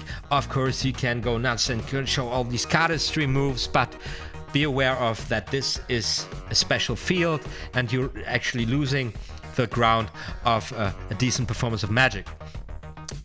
Oh, that coin trick just reminded me of how I found you. You made a tutorial on the classic coin palm and I was looking for a proper tutorial because Bobos was hard to understand. The hilarious part is that you mentioned how your most viewed video was your only coin video, and here I am stumbling across you on your second one. It is crazy with the YouTube algorithm. Now here's the thing, just to mention, I haven't really so limited time. I have so many ideas for performances, for tutorial series. I want to do a whole series on very short keynotes tutorial, just covering the keynotes of the slides I already been teaching on my channel. And there's also some coin stuff because, of course, in the meantime, I progress with coins also. I just don't have really much time. And right now, YouTube is changing so much, and there's so many insecurities also with a new law called the Copyright Directive in Europe, which might change the face of the internet for European consumers and producers and performers very fundamentally, very drastically. So I don't know what's heading, I don't know what's coming in the future, a lot of insecurities. So I right now just keep a low profile. I just right now walk through the Royal Road to Card Magic. I got big support by a couple of folks who support me on Patreon, who make this series, this format actually happen right now, because probably when it just comes to the YouTube algorithm, I would have dropped out. And I'm happy that you guys find me with one or another tutorial, and then because you are really interested in learning magic, in learning sleight of hand, you're getting where. In general, everything I say about the Royal Road to Card Magic, because I'm rushing through here, is of course true for Bobo's coin magic. And yes, of course, coins coins have a different feel to it. And Bobo's modern coin magic is also a very tense book, with a lot of material in it, and the descriptions are just what needs to be said to get the general idea. And then you have to figure this out, all the coin vantages, all the coin appearances, all the transpositions, and then all the tricks and where these techniques are embedded. That's a lot of material, but coins are very beautiful. And if you know a little bit, a little bit of coin routine, you can spice up your card magic without having it. Just make a coin disappear like that. You can show your hand like this, now not behind the microphone and not in the wrong angle, so the coin is gone. And here, this is the thing. Camera comes up, looking like this. So I'm tossing the coin in the air, coming around. My hand is empty. I'm coming back, and then I can make the coin reappear like this. You have to practice in front of a mirror, of course, with an audience, and different palming techniques. And then you have to, you build up your own little tiny routines, and just to bring something there in between. I got this book here. I just bought it. 50 tricks with a thumb tip. You can also do something with a thumb, burn a silk, make a silk disappear. The first trick for the thumb fan, everybody knows, except for laymen. Very powerful, get started before you get a deck of card outs with a little coin routine, or with a rain of lighters, or with a vanishing silk. You do 3-4 card tricks, and then you do something else. It's a lot of fun. It's just entertainment. It's beautiful. So glad you found me with the tutorial on the classic palm. And yeah, by the way, it's really frustrating because now this tutorial has been ranked down by the algorithms. My newest, my most successful video is now a tutorial. Guess what? On the pass, of course, on the pass, the most mystified sleight in card magic. And I don't know why, but at the time where the video or the tutorial on the pass was becoming as popular as the video on the classic palm, the video on the palm has been ranked down by the algorithms. So now it's not my strong horse anymore. And right now, at this personally, I have the feeling that the algorithm is trying to keep my channel on the same pace as I showed you with the here social blade it is basically, there's no growth rate. It's the same for 2 years, and I'm not breaking through. And the only thing now I know of changing it with what I'm doing is uploading more videos, like 3 videos a week, and I simply cannot do this. It's just too time consuming. I also have to make money, practice myself, you know, meet friends, and there's other hobbies I have in my life, and I just can't I just can't devote all my life to uploading YouTube videos, which is just crazy. So I'm just doing this stream here right now for now, and then I just keep uploading as much as I can, which is reasonable, you know, because I just don't want to lower the quality of my tutorials just to you know, upload on a more frequent base, which the algorithm requires right now. Let's see, maybe the platform changes,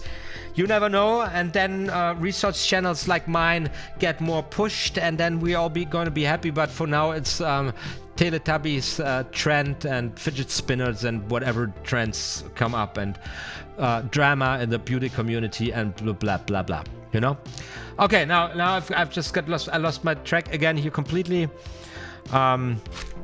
because of YouTube. What did work as what? I gotta get back to the card table here. Are we done? Yes, I think I lost it because we are done here. We have walked through the flourishes. Now, of course, there's one flourish which is not mentioned here, but it's going to be mentioned later. That is the dribble. That is this flourish, which is extremely powerful, which is a flourish that's so innocent, but that will you can force cards with it. You can hide the pass with it, and that's just great. Also, I've got a tutorial on the dribble up and running on my channel, and that is to be found in the tutorial series, the 5 most valuable flourishes in card magic. There you go.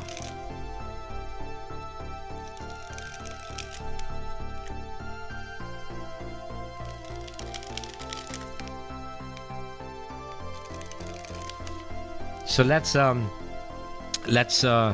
force the 2 of.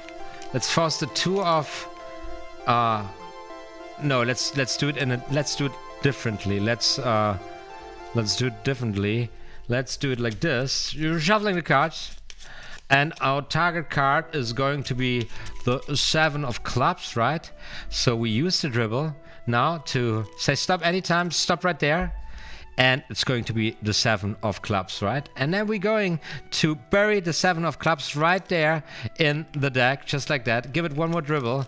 And then, if I turn over now the top card, this is supposed to be the... No, it's not the 7 of clubs. Now, check this out, because with just one motion, the 7 of clubs comes jumping to the top. Oh, righty right. Did you see that magic? All with the dribble. It's a very, very beautiful thing. And yeah, you can use it in many ways. It's another super dribble. And then, of course, the thumb riffle. Very, very powerful, very important. Use this for fanning techniques, for different techniques. Also here, Ace of Hearts, very nice. So let's keep let's stay the Ace of Hearts. Now let's try this again. Where's the Ace of Hearts? Let me check. No, it's the 7 of clubs.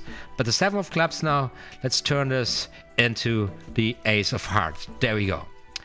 Yeah, it's very nice. Little flourish. Done. Right?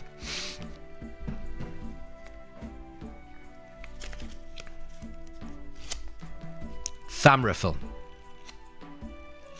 Also very great to force cards with, for example, the riffle force.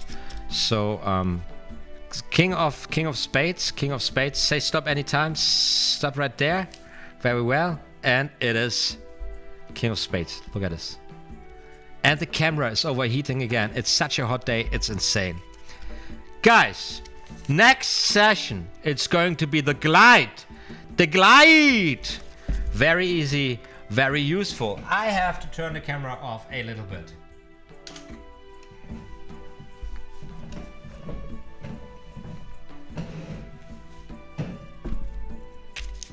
So,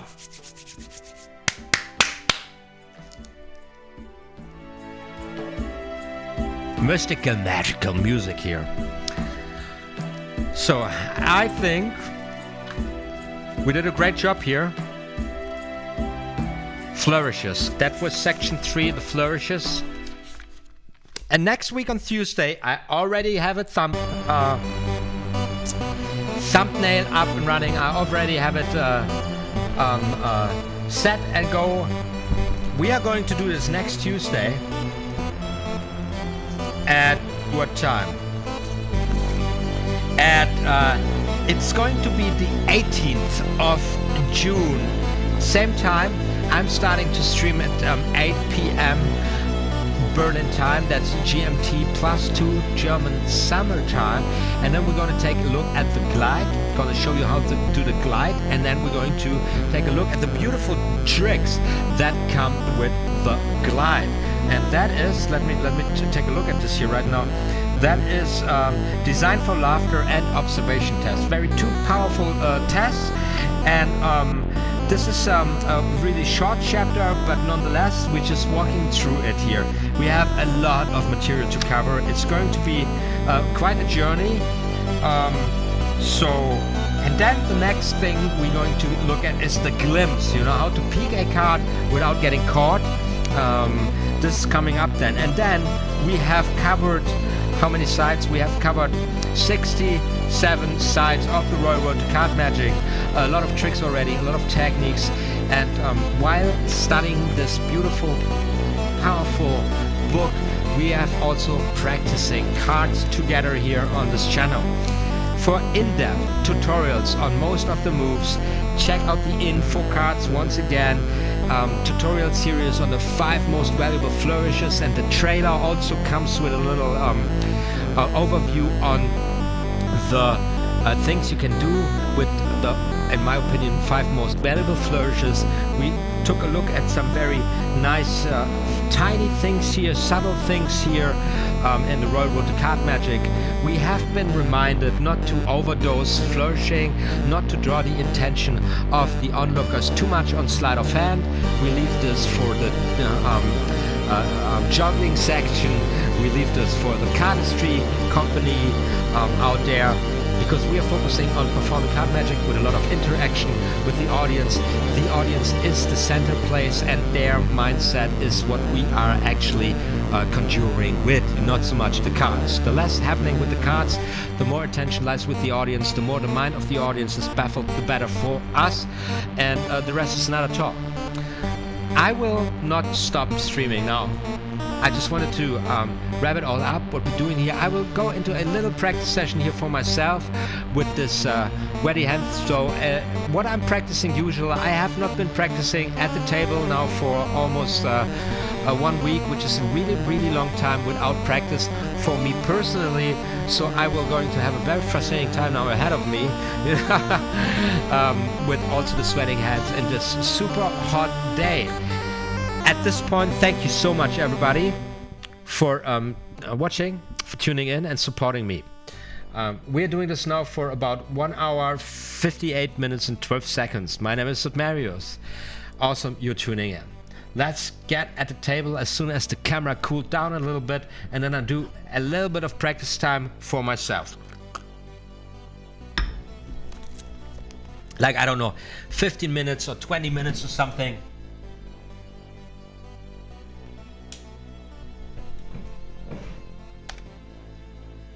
That's the camera. Turn it on. Here we go.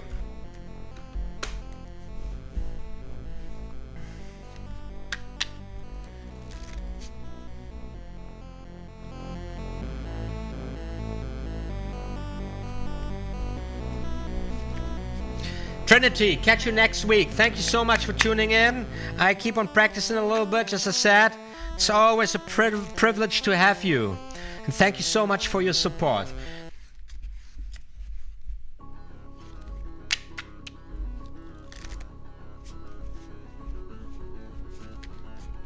And by the way, we covered the table riffle shuffle last week. You will find the info cards. You will find all live streams I've did so far, and very soon, probably tomorrow, I will add a playlist on this walkthrough through the Royal Road to Card Magic. Yeah, just like that, and then we're doing it.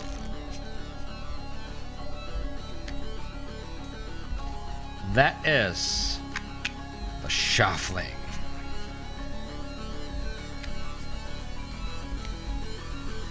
Oh, it feels better than I thought it did. Great, great, great, great.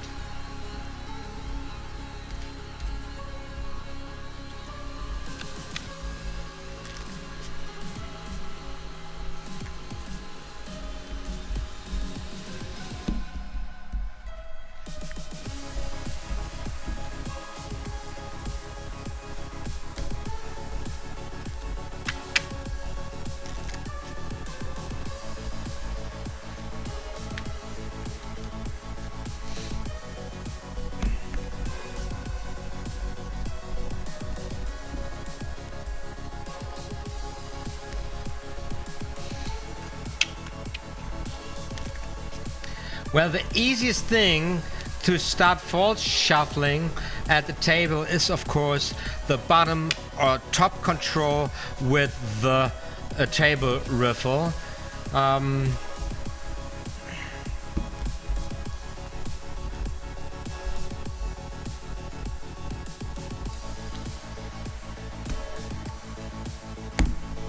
Damn it!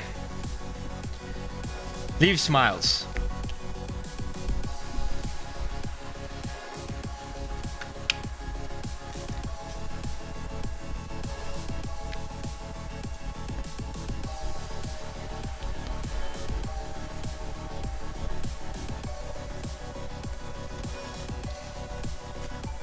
Ah.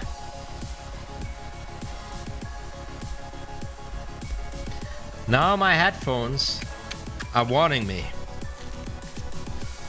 Battery is low. Now I have to put cable in. Can this be? It's crazy. Let me do this.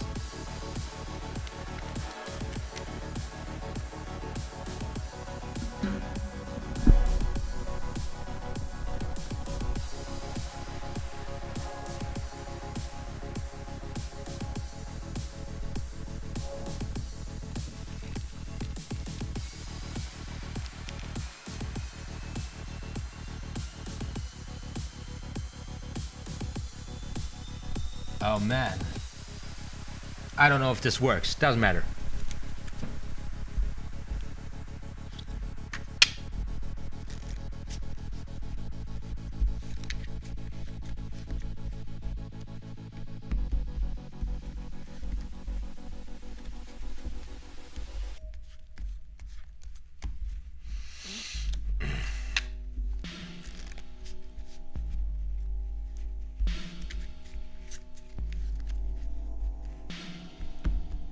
Are you guys practicing? Are you guys practicing?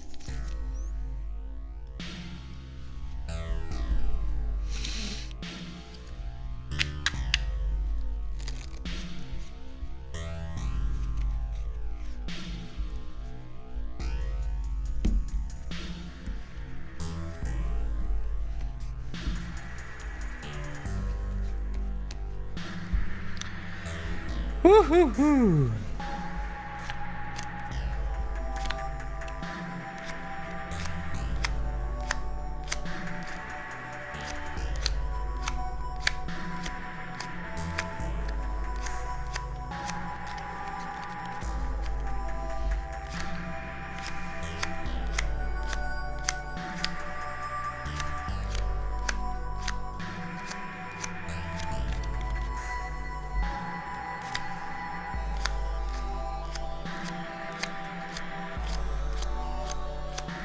That's right, the up to the letter.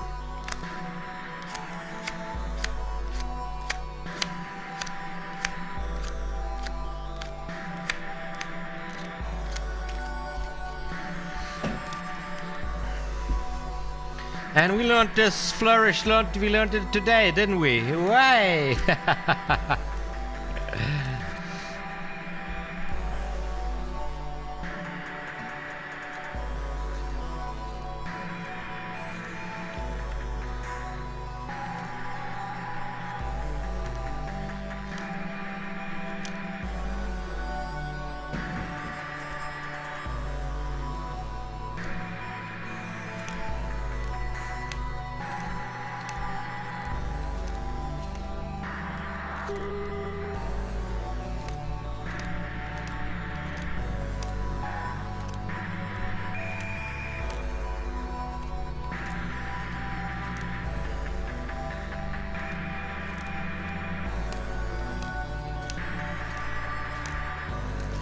Leave Smarts, I do the work that's needed, you know.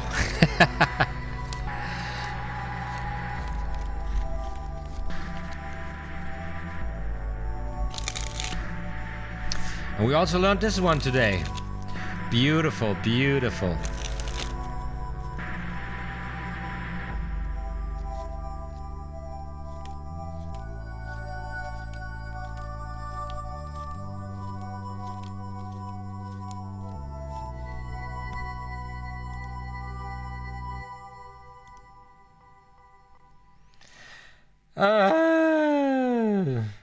Now I'm having problems with my headphones, with the music on my headphones.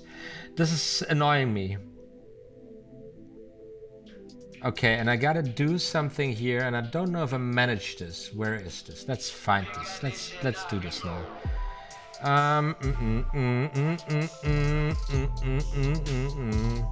Because where is it? Where did I find it? Where did I find it? Ah, okay, I know where it is. Now I have to do a little bit of computer engineering here or something to get the music back on my headphones.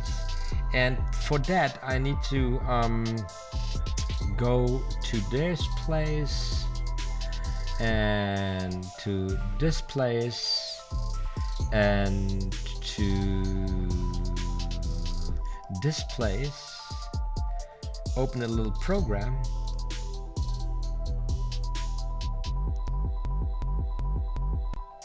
And I fixed it. I'm a genius. Now I'm good. Very nice. Back to the card table. Back to the card table here. Anybody knows this trick? Anybody knows this?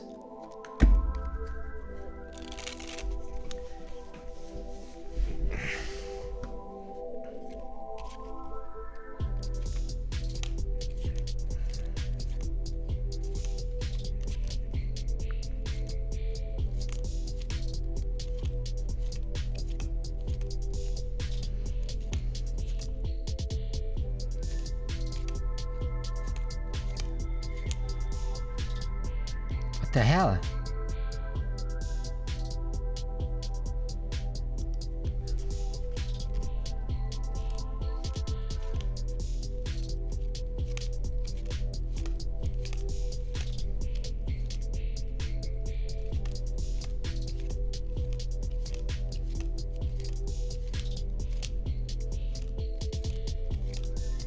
Are you kidding me? I thought this would be much more painful experience here right now, but it's okay. I'm okay with it.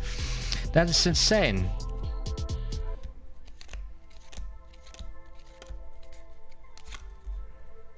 Okay.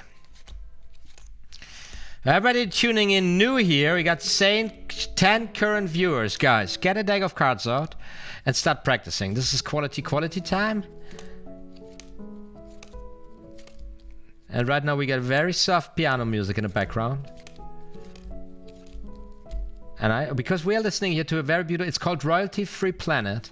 It's a super awesome website or YouTube channel for content creators like myself, because they are offering a super awesome music, really cool background music for YouTube channels. Love this channel so much. Royalty Free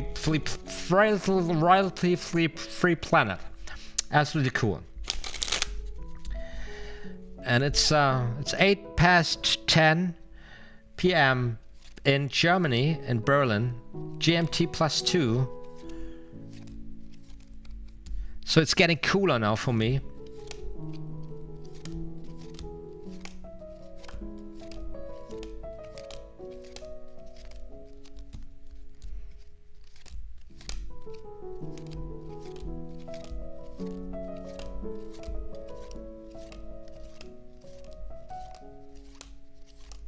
And I'm satisfied with that. It's quite alright. It's quite alright, man. It's quite alright.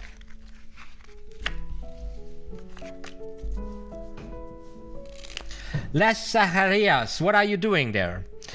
I am practicing dealing cards.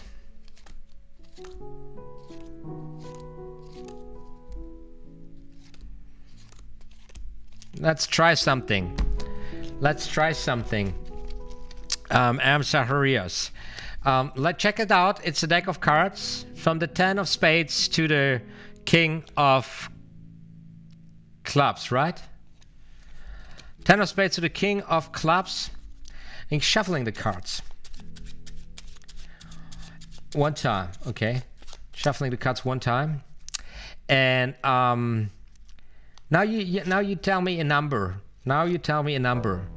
Like let between 12 and I don't know 38. Between 12 and 38. Slash. Between 12 and 38. Shuffle the cards even more. Between 12 and 38. One number. Las Zacharias. Las Zacharias.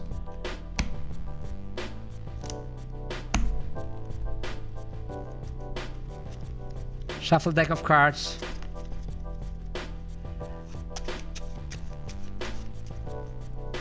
Still with me? Anybody? 12, 22. 22. Okay, 22. 22. That 22. That is the 7 of hearts. 22 is the 7 of hearts. Let me give it a try. 1, 2, 3, 4, 5, 6, 7, 8, 9, 10, 11, 12, 13, 13 words, 14, 15, 16, 17, 18, 19, 20, 21, and 22. 7 of hearts. 7 of hearts, 22. 7 of hearts. Told you so.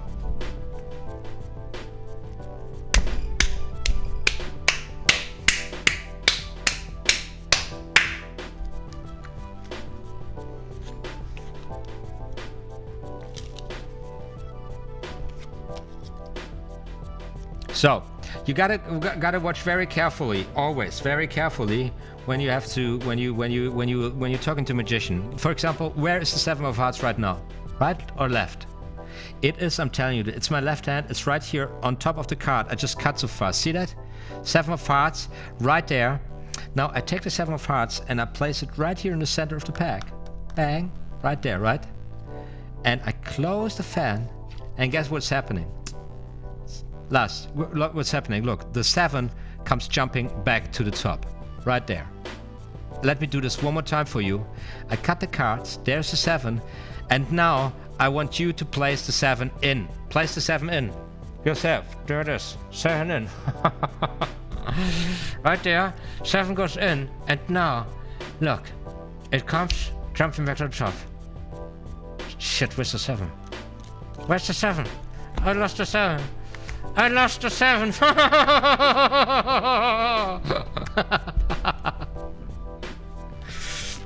Oh man, I'm crazy. I had to turn the camera off again because it's overheating. It's so hot. It's so freaking hot. It's so freaking hot. My camera's overheating. Now, you want to have this signed? Las Zacharias, autographed by me, the great OTHMARIUS. I'm practicing card magic. Get a deck of cards out and practice with us. Right now we got 9 current viewers. And we're practicing cards here together. Or maybe when the camera is off, I can do some one-handed stuff like this with a completely sticky deck and sweaty fingers with 30 degrees. All right. Very unusual to do this with the hands up, you know, because usually I would do it in this position, like here, very naturally. So I'm standing, now you don't see me, and I'm doing it like this. Feels much better. Also, when I would go for this motion, right there, comes out the card, the top shot, 7 of hearts. You see that? Did you see that? What I just did? That. No, you gotta see my face. You know, remember this face, because that's the face that makes the magic happen. Lars is practicing the classic pass. Very nice. Very, very, very nice. We are doing here a walk through the Royal Road to Card Magic. Today we covered section 3, the flourishes. And the pass is going to be coming a little bit later. Now, next step is the glide, the glips, and then the key card principle, and then the palm, and then the back slip, and then the overhand shuffle, section 2, then false shuffles and cuts, my favorite section, and then the double lift and turnover. Already got a whole tutorial series on this, and then the pass, and then there goes the pass. Can you believe that? Any tips on building suspense during a big moment where you take your time? You know, understand the mindset of your audience also. Understand where they are. And then here it's really a tip in the Royal Road to Card Magic. A good card trick, and by that we mean a card trick which entertains, surprises, amuses, and puzzles an audience. Has certain attributes. First, it has a simple plot. It must not be confusing to those who watch. Okay, don't try to hide stuff you don't need to hide, and don't make it too complex and this and that, and then you reveal the card that has been selected 3 hours ago. Nobody remembers even. Make it interesting. That means know your audience. You know what's the worst thing you can do. I know this, for example, because there is an. I know a painter, a ghost painter, who was working for a very, very high artist in Berlin, and there was a magician invited, and this artist, he's doing things with light, and he's doing things with colors and with sculptures and with a very famous. It's super easy to research. Okay, what is this guy doing? And he's had a high reputation. You just type in the name and you find articles and stuff about it. And what would the magician do? The magician would not at one point interact with his audience. You know, all the employees of this artist, all his assistants of the artist, and family and friends of the artist, and this magician would perform a rabbit out of the hat, invisible deck, tree card Monty, and whatever, you know, the classic effects. And he would use the same jokes he read in a book that was published in 1945. Would not connect with the audience, would not use any chance to connect with the audience. So the audience is like, what is this guy doing? It's like, dude, man, this is not a television show 1948. You know, get the fuck out of here. These are highly educated people working on a very efficient market, doing artworks, you know, traveling the world with shows and exhibitions and stuff. And you got a booking there, you know, and this means a lot of. So make it interesting for your freaking audience. If the artist is doing things, light installations, you know, talk about light, do something with light, you know, to make it interesting for your audience. Very important. Keep it simple, make it interesting, connect with your audience. And then let there be the element of surprise. You know, if they see what's coming in miles ahead, they're going to be probably there's going to be a half-naked woman in a red dress coming out of this brown chest, and then you can use as many flash paper as you want. It's not going to be a surprise. People are going to go, yeah, it's. That's what we expected. Thank you very much. Next, please, be surprising. And that you can only do by, knowing your audience, make it interesting for your audience, keep a simple plot, and then find yourself your own style, your own, thing. Who are you as a persona? And of course, this is something you can't buy in a magic shop. You don't go there and say, I buy me. I buy the best of me. You can buy books of people that explain their journey, how they find the best of them, and who understood what a certain joke is, or how the psychology of a certain group and group dynamics and all that. You can learn all that, of course, and study it. But to make it your own, it's a whole different thing. Takes some time, takes practice, takes experience, like everything, And that's all the tips on building suspense during a big moment, There are these moves, these magical moves, these what I like to do, and I'm building kind of this. I try to get a break and make a break, but I don't.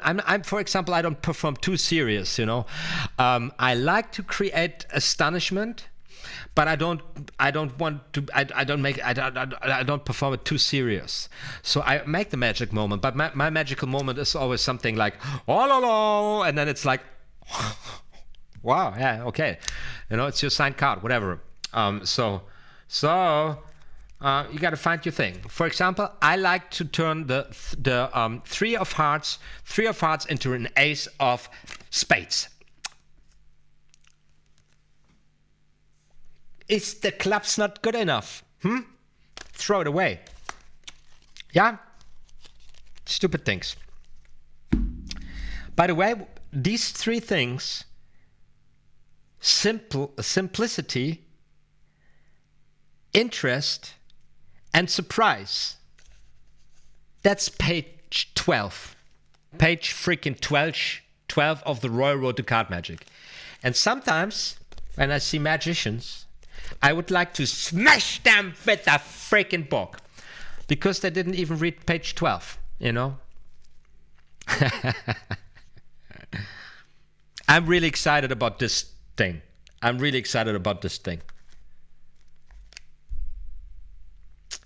Yeah. Finally, I got a six-pack. That is a terrible joke. So the pass, it comes on page after the key card, and the palm. Yeah, looking forward to talk about the palm with you guys. And then, wow, the palm. That's a huge section here. The palm. The back slip, and then the overhand shuffle once again. Yeah. Beautiful false shuffles and cuts, and we're going through all of this, and then double lift, double turn, and then finally the pass on page 153, and this is going to be 12. This is section 12. You guys stick with me until then. I don't know when we make this to this year. Yeah. Every week, I try to do this every week. We're going to get there. It's going to be exciting. Yeah.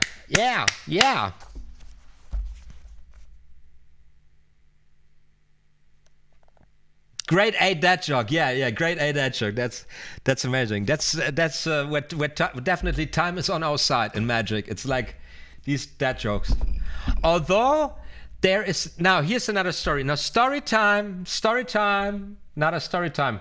About the changes in the world.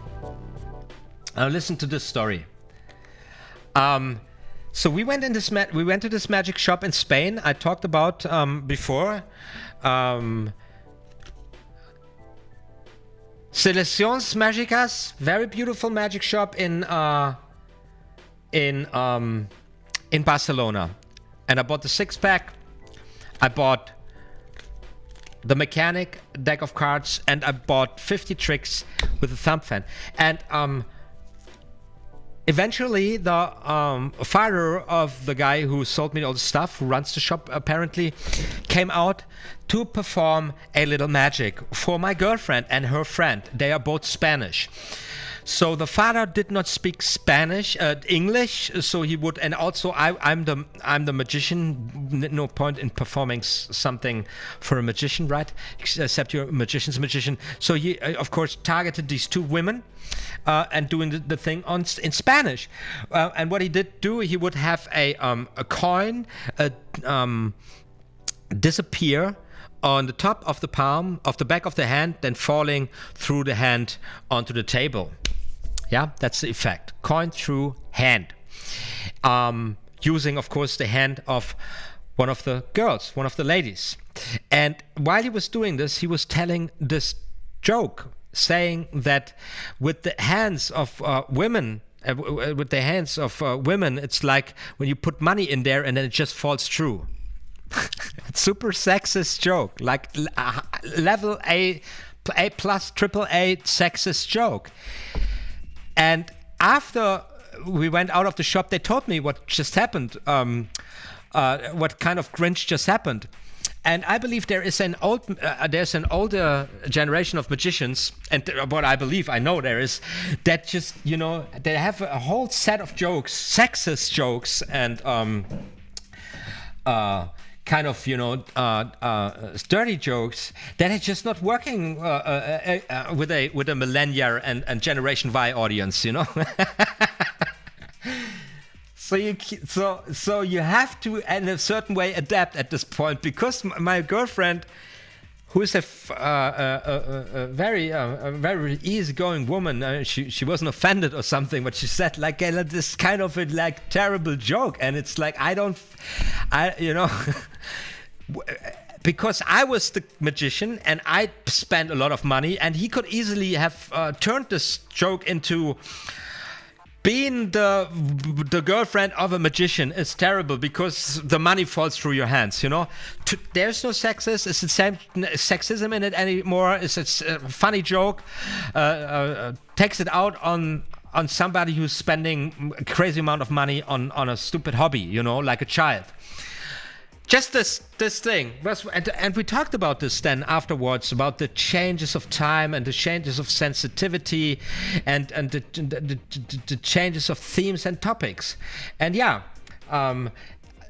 you will find performances that were hilarious in the 70s, but that will be terribly offending for an mid-20s to mid-30s audience today, So if any one of you older guys, is watching this right now, you need to adapt, man. For everybody, it's important for everybody. No, I've seen some nasty shit, some nasty magic performances where you're like, where is the king? Like, come on, guys. Get real. This is not 1978, okay? What do you think? It's a topic. It's a very interesting topic.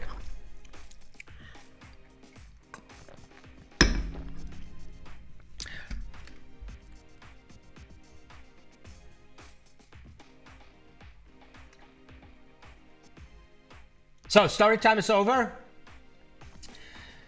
I think the camera has cooled down.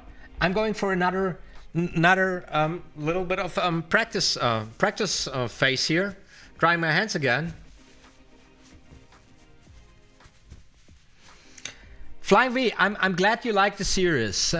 Yes, I love your streams on the Royal Road to Card Magic. This series is gold. Amazing. I think so too. I hope more people are tuning in. Although this is also funny. I told the story time again. I told the story story time before that. Last Saturday on the market where I'm selling, last Sunday on the market where I'm selling artworks of my girlfriend, somebody came to our market stand to purchase some decorative art decor tile murals, and would ask me while I was selling him the stuff if I had a brother or a twin who's into magic. And I said, "You're talking about OTHMARIUS?" And he said, "Yes." I said, yeah, that's me. And he said, I knew it. So I wasn't in character. It was a different aspect of my life. And so the guy, and also the conversation was happening in German. So the person was a little bit confused, but then it was very charming and very nice, to meet someone who is actually watching me, who's a subscriber of my channel, and to have a subscriber in person standing in front of you, with his wife talking about life, about magic. That was great. But he said something. He said like he hopes, like he said this with a tweaky eye. You say it like tweaky eye? I don't know. I hope your channel stays small and cozy because it's such a good resource of learning, and the interaction is so strong, and no interferences through Trent or somebody else. So in it's her own interest, Makes kind of sense. So once again, if you guys want to support me on Patreon, you can do this. Link in the info cards. Yeah. Because it doesn't matter. It doesn't need many people to actually make this work a while here, Because I would love to spend much more time into this. But of course, then I don't have much. I would have less time making the money that I need to eat and to drink and to drink and smoke. All right, alrighty, right. So. We are doing this now for 2 hours and 30 minutes. Half an hour. I do half an hour more practice, then it's 11 p.m. Lars Zacharias asking in German, wo wohnst du? Wo wohnst du? No, I'm just kidding. I speak German. Where am I living? I'm living in Berlin. Ich lebe in Berlin. Seit fast 20 Jahren. In der Hauptstadt. Capital of Germany, Berlin. Beautiful city. It's now just changing a lot, Gentrification is happening like in every major city. Just like when I was in Barcelona, we talked about this also. Rents are incredibly high, reaching a point in capitalism where the people that do make the city happen, the doctors, the bus drivers, the people who bring the trash out away, everybody, the nurses, all people who do the work of the infrastructure, they can't afford living in the city anymore. It's fucking insane, And it's crazy. And everything where it's beautiful, every place where it's kind of beautiful, the rich come and the kids of the rich come and they just make it, they pay any rent. Doesn't matter. And the people who make money with housing, they don't give a fuck anyway. So it's really, we need limitations in politics to stop this happening, so that the working class people can actually afford living, because we can't live like hippies in cages, right? We can't do that. Everybody can do this. Then the cages would be overpopulated,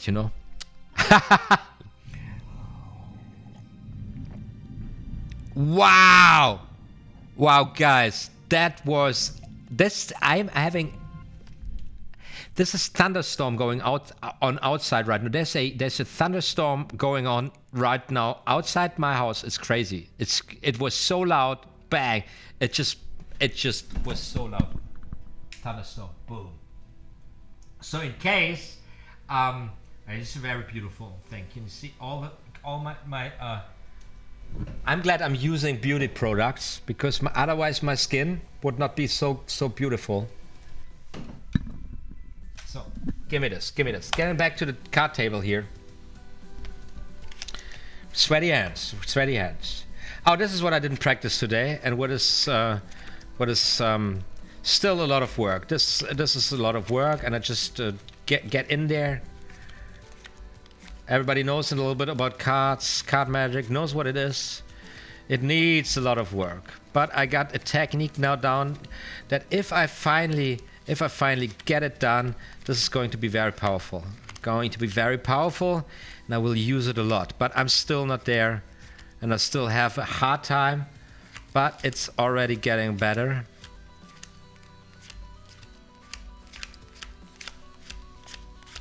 Nice. Turning music up a little bit. By the way, we are listening to the Royalty Free Planet, a very nice YouTube channel that gives content creator like myself a very good music at hands, at ears to say, so that we can spice up our ride for you guys, you know?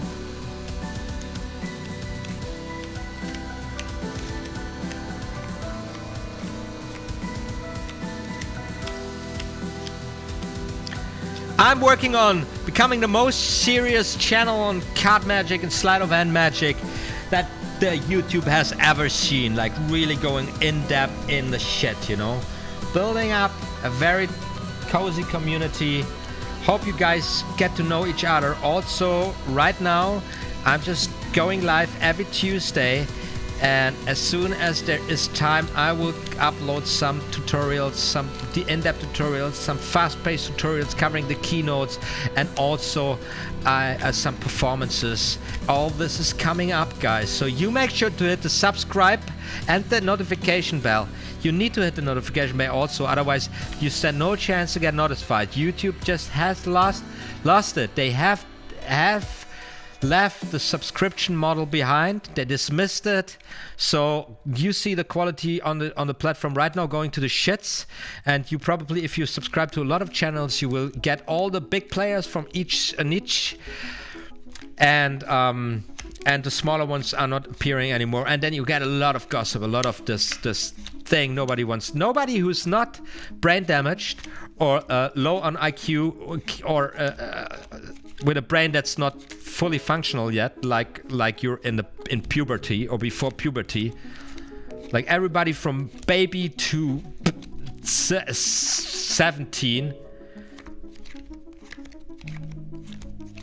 having a great time on YouTube with all this dumb shit, and everybody else is really having to make an effort to get through to the good content, which is still, of course, available on the platform.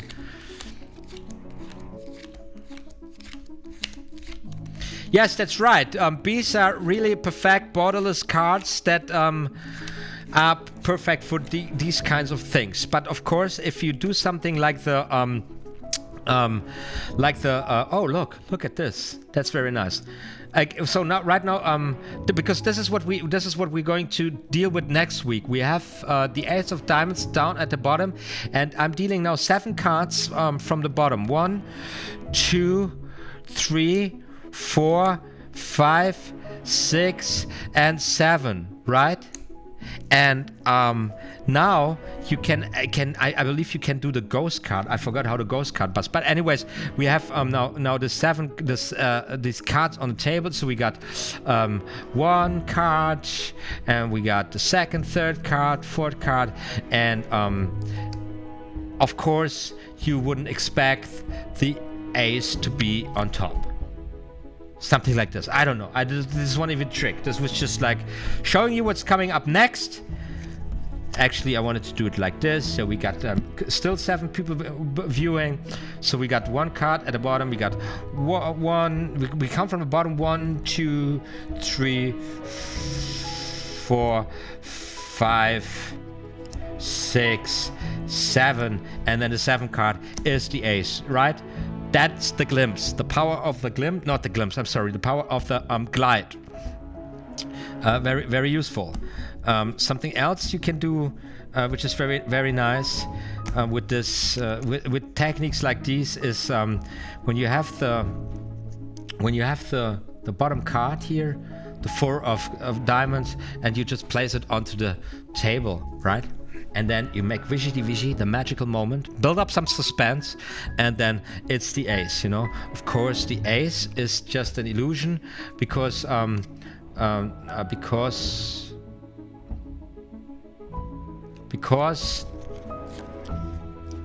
is the queen of diamonds, the queen of diamonds, right? And then there is this beautiful thing that the Queen of Diamonds, you know, this can change anytime into the Ace of Spades. Bees are perfect for this. That's right. It's just a little bit jazzing around here with some things. And of course, but I wanted to show you something. I'm so irritated right now. I was ranting about the stupidity going down on YouTube. There's too much negative thoughts. There's no point in it when the piano music in the back is so beautiful. So 7 views watching. 7 guys. See you at 7. So it's Honey Badgers, Leaf Smiles, Last Zacharias, Flying V. Is that right? And Trinity. Trinity is already gone. So this is 1, 2, 3, 4, 5. Who's this? Who's number 6 and who's number 7? Anyways, what are you practicing right now?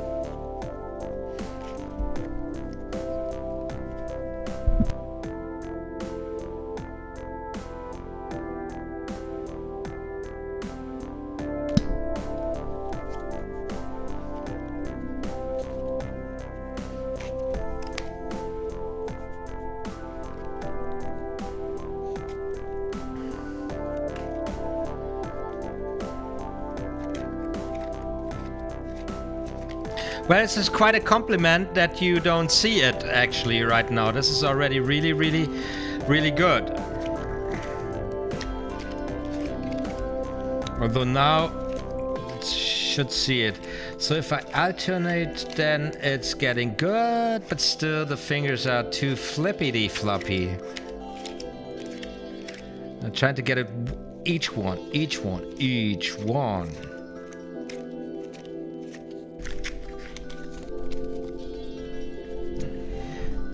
This dealing is just as false as this one here.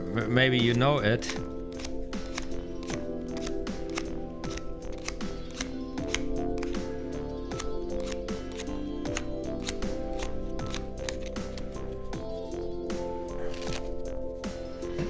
And always like a little dribble in between. I like to do that.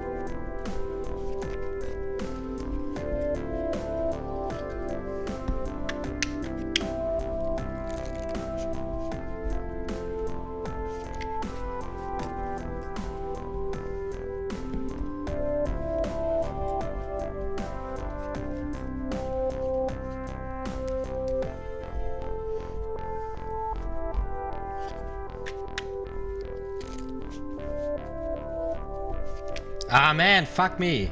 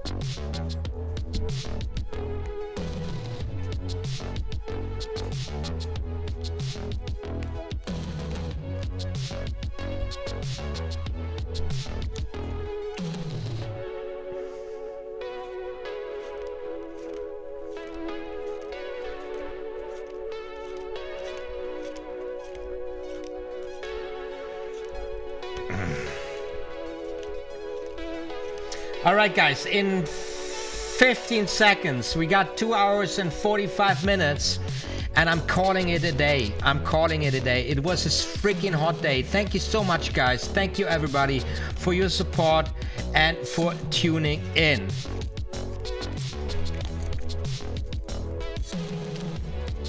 I will share all the great wisdom that I know in future live streams with you guys. For now, that's it. We have been walking through the third section of the Royal Road to Card Magic.